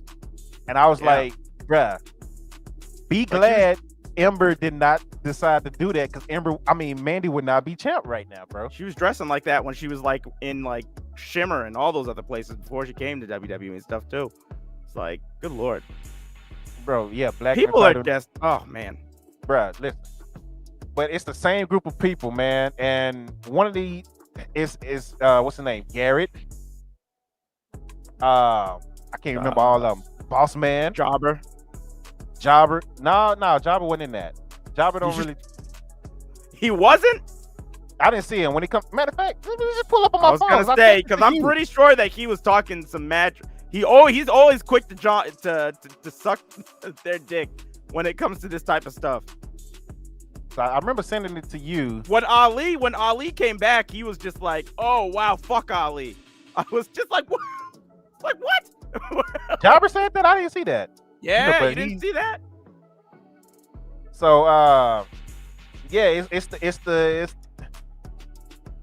I'm trying to say this without sounding racist. AEW botches, Garrett, Boss Man, people like that got that vibe, and they were like, "How dare you be fucking entitled? She's not that good." All of a sudden, she's not that good. Ember could go back. Oh damn, Dynamite. Ember could go back right now. Ember could go back right now and instantly be the best wrestler in NXT, hands down. And if she go to WWE, the main roster, she's top 3, top 4 in ring. Well, it's just like it's infuriating because people honestly, Chris Van Vliet posted the that section of the interview because this is the first time that Ember Moon has talked about her exit from the WWE.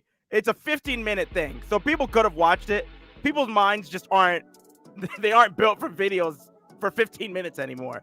So no. So like if you actually watch it, she talks about how like we saw right there, how she wasn't comfortable dressing in all these skin tight things, that she caters to children.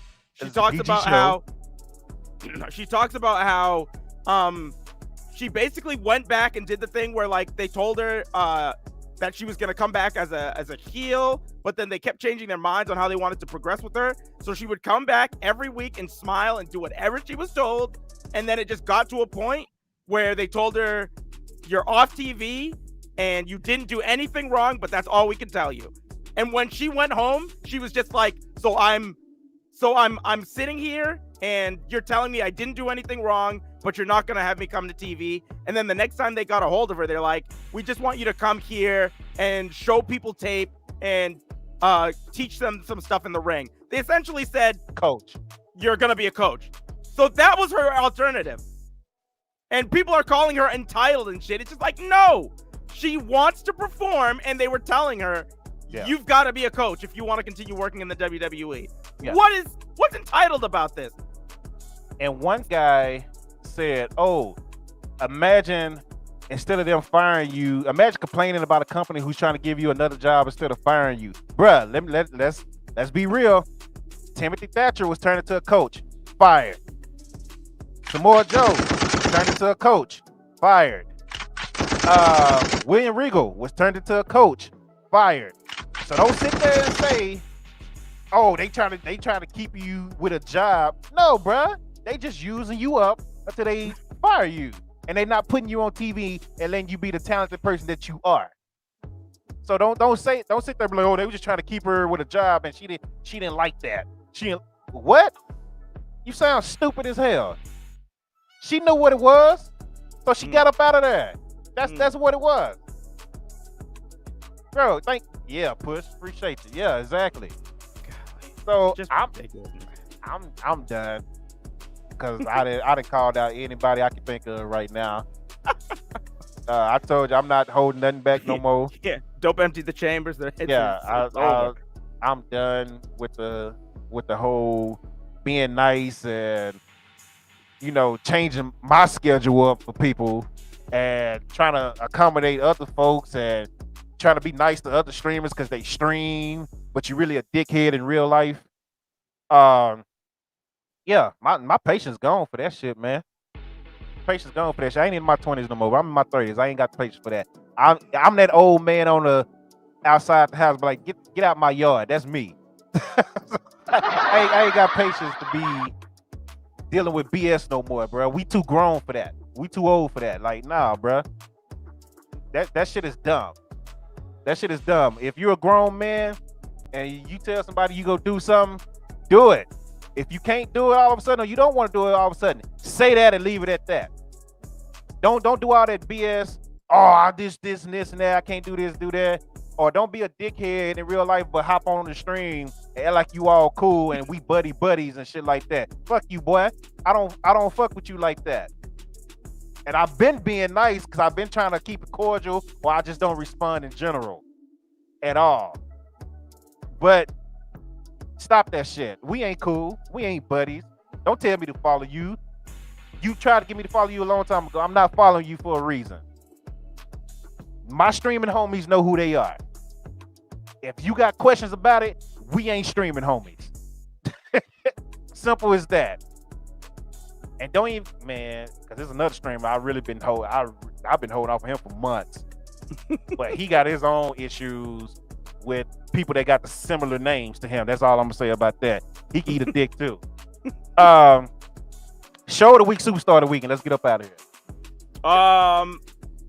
My show of the week was what was it? Hold on a second. So Pro Wrestling Noah, like I was saying before, Japan is starting to get Western talent back over to the country. So Pro Wrestling Noah kind of started that this week with their with two shows of theirs, and I've only watched one of them. I'm still in the middle of the second show, but they had Majestic 2022 and Innovation. That was their night one show, and their night two show I still have to watch, but the night one show was really, really solid, with some really great talent that involved all of their talent from the what was it called, junior heavyweight division. And I wanted to give my superstar of the week to a talent that made big waves. Rene Dupree was on night two. Yeah, Rene Dupree making a big comeback in 2022. That's crazy. Yeah, I know, right? I was like, somebody playing. No, it was really it was wild. It was really wild. But I wanted to give superstar of the week to somebody that made really big waves in that show. And that's Ninja Mac, who went to Noah, competed in a 3-way match that was fantastic. As always, there were clips going around after this match happened, and he was great. I'm gonna try and stream that match at least. I've watched it at least 2 times already. So I need to check that out. But yeah, Ninja Mac is my superstar of the week. He did a great job on that show. So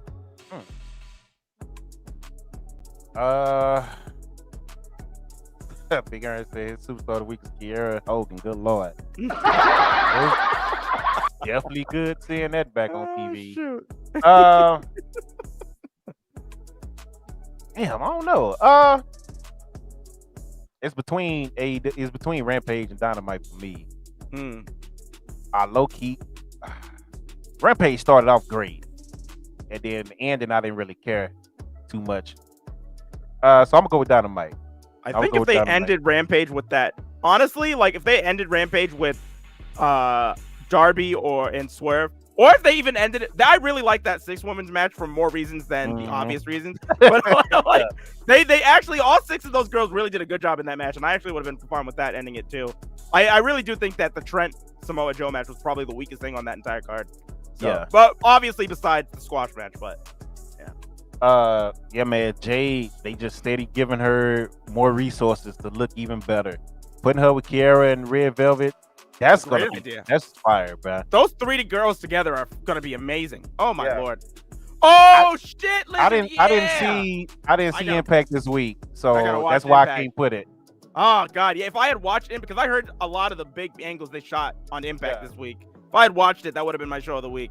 I'm actually go watch it when we're done. Yeah, it's just I was behind on SmackDown and Rampage, so I just watched that today. So I was behind, but yeah, the Briscoes there. Man. Which one of them having issue? Was his wife, Mark Briscoe? Wife is in the hospital or something like that? It's either him or Jay, yeah. Yeah, so prayers out to them for whatever they have going on. I think it was Mark's wife had to go to the hospital. I can't remember what it was for, but hopefully she's okay and there's nothing wrong with her. Show of the week go to Dynamite. That's just probably because I haven't watched Impact yet. Superstar of the week.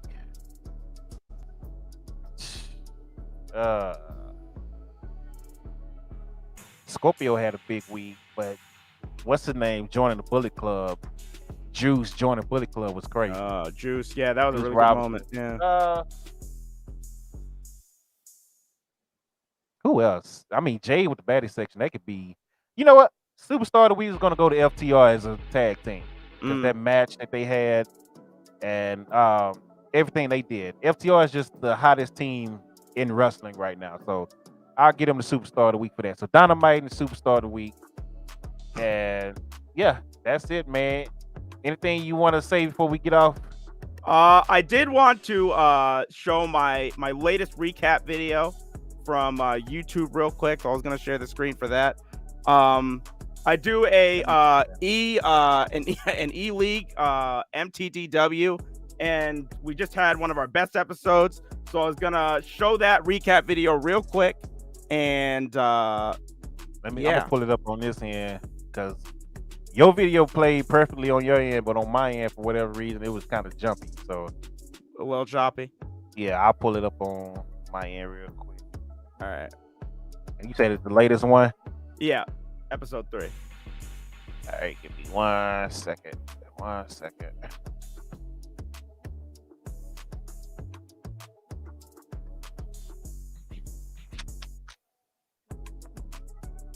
All right, let me share the screen now.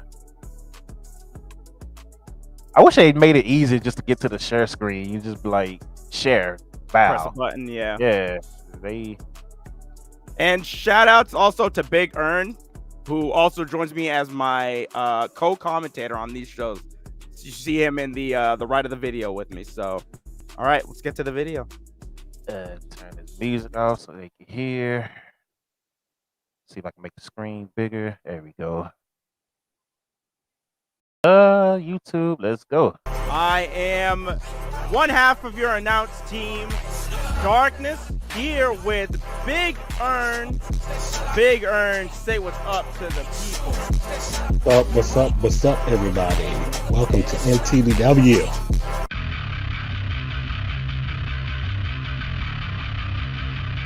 Oh, Matt with a nice right hand. Dario suplexes. No! Matt Riddle gets out of it. Counters into a German. Fantastic. Done. This might be it. Oh my lord. It up again. Riddle misses the springboard. And Pete Dunne pays for it. Pete Dunne. Bitter Ren. This might be it. No one to help him.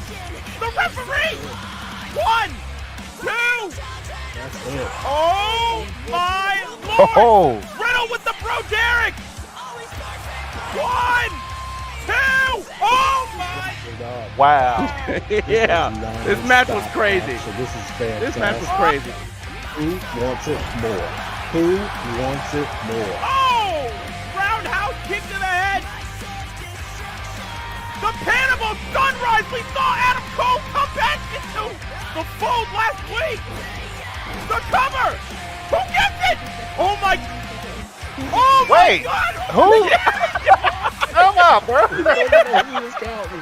Up next, we have got a second round match for the Open Weight Championship. We have got Walter against Malachi Black.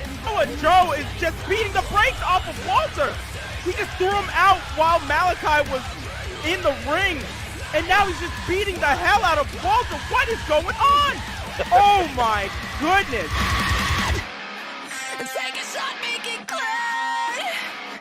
I think they're going to just try and hit as much hard-hitting moves as possible. And we're seeing that right now. Damn. Hangman Page just showing no remorse to Moxley in the corner. Jeez Louise, going right after the leg of Hangman and just trying to stomp a mud hole in the corner. Hangman. He just comes in. He's ready for Oh, pile driver. Telling Moxley to get up. Moxley might want to move out the way. Oh, Moxley catches Hangman Page and slams him on the ground.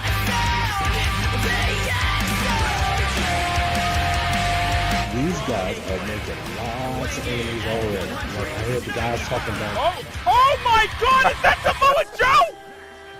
Wow. Oh my goodness, Joe! Samoa Joe is attacking Zack Sabre Jr. What is Joe doing? Joe's going to get suspended. This is absolute. Wow. Face first, goodness gracious. Danielson can't do anything. He is not defending himself. The referee might have to do something. Oh my lord! They're outside the ring going crazy. They're trying to kill each other. They really are. Oh, Danielson busted open on the apron. And Jay White, oh my God, he is just trying to brutalize this man even more. Danielson is just dying on the outside, and he's going back out there. Why not? Danielson works the arm. Oh, into a back body drop. Jay White is hit with the Psycho knee. 1, 2. Oh my goodness.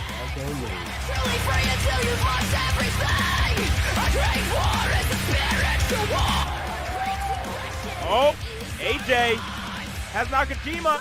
Oh, and a burning hammer. Oh my God. Super kick. German suplex. Nakajima, goodness gracious. What a hell of a combo. Like a gunshot. Good Lord. That came out of nowhere. Nakajima telling Styles to get to his feet. Goodness gracious. He's like, I'll have some. Oh! AJ is not doing anything to defend himself. Taking all of this. Oh, goodness. Oh, my God. Earn. No. Brainbuster. AJ Styles. Goodness, Nakajima. 2. Oh, my goodness. catches. AJ Oh. with the offensive. Oh, what a combo. A blitz from AJ. And he's going to try it one more time. Is he gonna try Nakajima. another elbow? Phenomenal elbow. Bust open Nakajima. Styles goes for the cover. It's over. 1, 2, 3. Oh my Lord, Nakajima. Next week is the go home show, and then after that, we've got Twilight Zone. So thank you guys all for coming. I am Darkness. This is Big Earn. Earn, say goodbye to the people. All right, and good fight and good night. This is week 3. I think this might be here to stay. So Yeah. all right, deuces, y'all. Yeah, that was fire, brother. Yeah, That was fire, brother. thank you. King says I can announce at his funeral. Okay, King, I'll take you up on that. You get the paperwork Oh, drawn shoot. up. Hold on. My YouTube's still playing. Hold on. Oh, it's crazy. Went to this. You know what? Let's end. You know what? Since they want to play this, cool. That I ain't even go. I think the stream deserved this after the rants and stuff that we had to do. So since they want to play this intro, it went straight to it without you or a regular weekly show. Anytime that title is defended, no matter if the champ lose or the challenger lose, that person that lose that title match will be budget cut and sent to Impact, which is the other federation that I will use as like my minor show with their titles and whatever. All the pay-per-views will be Impact and budget cut rosters joint. I'm sorry, Impact and dope content rosters joint together. And the person that's budget cutted does have opportunity to come back, but they have to win a couple of matches in Impact first before they get back on the dope content roster. So, I'm not, man, trust me, you see how big WWE 2K roster is? I got plenty of people to go through. Trust me. That's why I'm doing it like that. And it's called a budget cut title for a reason. So, DKF, Dope Content Federation, is the weekly show. I might come up with a name with it. I don't know. The budget cut, I have 2 budget cut arenas. That'll be the pay-per-view for each month or whatever. And then I'll do like the Slammiversary for Impact and all that. All of it's going to be joint roster. So, yeah, it's going to get crazy, man. I just been slowly working on it. And we're going to start it up pretty soon. So, let's get it, man. Appreciate y'all joining. Much love to y'all. Mark, you got anything else before we get up out of here? Nope. Stardom is having, well, yes I do. Stardom is having their Cinderella finals. They aired this past week on Friday. So they're going to show it on Stardom World at some point this week. I believe it might be on Stardom World on Wednesday. So as soon as that becomes available, I'll stream that on the 55 Dark Avenue account. So make sure to go follow that if you want to watch that Stardom show. New episode of MTDW will be on Thursday. We've got a big show. We have the final qualifier for the semifinal World Championship tournament match at the Twilight Zone pay-per-view. That is going to be, give me 1 second. We've got Go Shiozaki going up against Kazuchika Okada in that match. We have got Matt Riddle going up against Kyle O'Reilly on this card, and Adam Page will be fighting. Who do I got going? I got Ricochet on this match as well. So we've got a lot of things booked for this show, and it'll be fun. So yeah, make sure to come and check that out. And if you missed any other past episodes, I've got everything in my past broadcast, so that you can watch the first through third episode. So yeah, and make sure you watch YouTube as well. Yes. So, join the YouTube once again. Much love to y'all for joining. Appreciate everybody that comes through on a weekly basis, man. We're trying to grow, man. I've been reaching out to people. I've been reaching out to companies. It's one company that's actually I can't really describe it. It's like it's an up and coming company that's got money behind them. I can tell you that, because a lot of former NFL players and all them and people are going to that company to put their podcast on that platform. So I've sent stuff there. I'm waiting on a reply. So yeah, it's a lot of stuff, man. This summer, I'm really going for it with a lot of stuff. So, and I'm trying to build this. We're trying to build this budget cut brand. Trying to build my brand. I'm trying to promote the homies. Like, I want us all to win. And I'm trying to get it for real. Still waiting on the radio to let me know when I'm coming in to do my show and yada yada. They text me last week, was like, hey, we still working on it. I was like, what's the point of even texting me that? I don't care. I don't care until I get the email that's saying, okay, you come in to this day. So it is what it is on that. But shout out to everybody that voted and got me in there, because I did win. So yeah, and until next time, man, y'all be safe. We're out. Much love to y'all. Have a good night.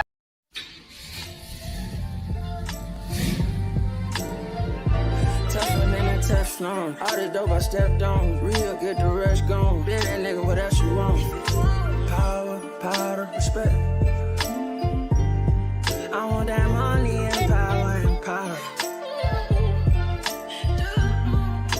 Money and powder and power. Money and powder and power. That paper, yeah, I gotta stack that. Them diamonds keep blinking, we might have to jack that. Now boy, when that blicky come out, you get clapbacks. Draw down with a little joint, I'm at you like pat. Come back when them candles out round your block and kick that. Come back when your funeral in progress and hit that. Hit your back to back, your bitch ass won't even hit back. Yeah, we splashing in fashion. Nigga, you could trip the trip, catch you slipping, we sliding. Your niggas on some different shit, we hit the lick, we with the shit. Shh. When you get hit, quiet down. No need for the talking, the fuck is that about? Tougher than a Teflon. All the dope I stepped on. Real, get the rest gone. Been that nigga, what else you want? Power, powder, respect. I want that money.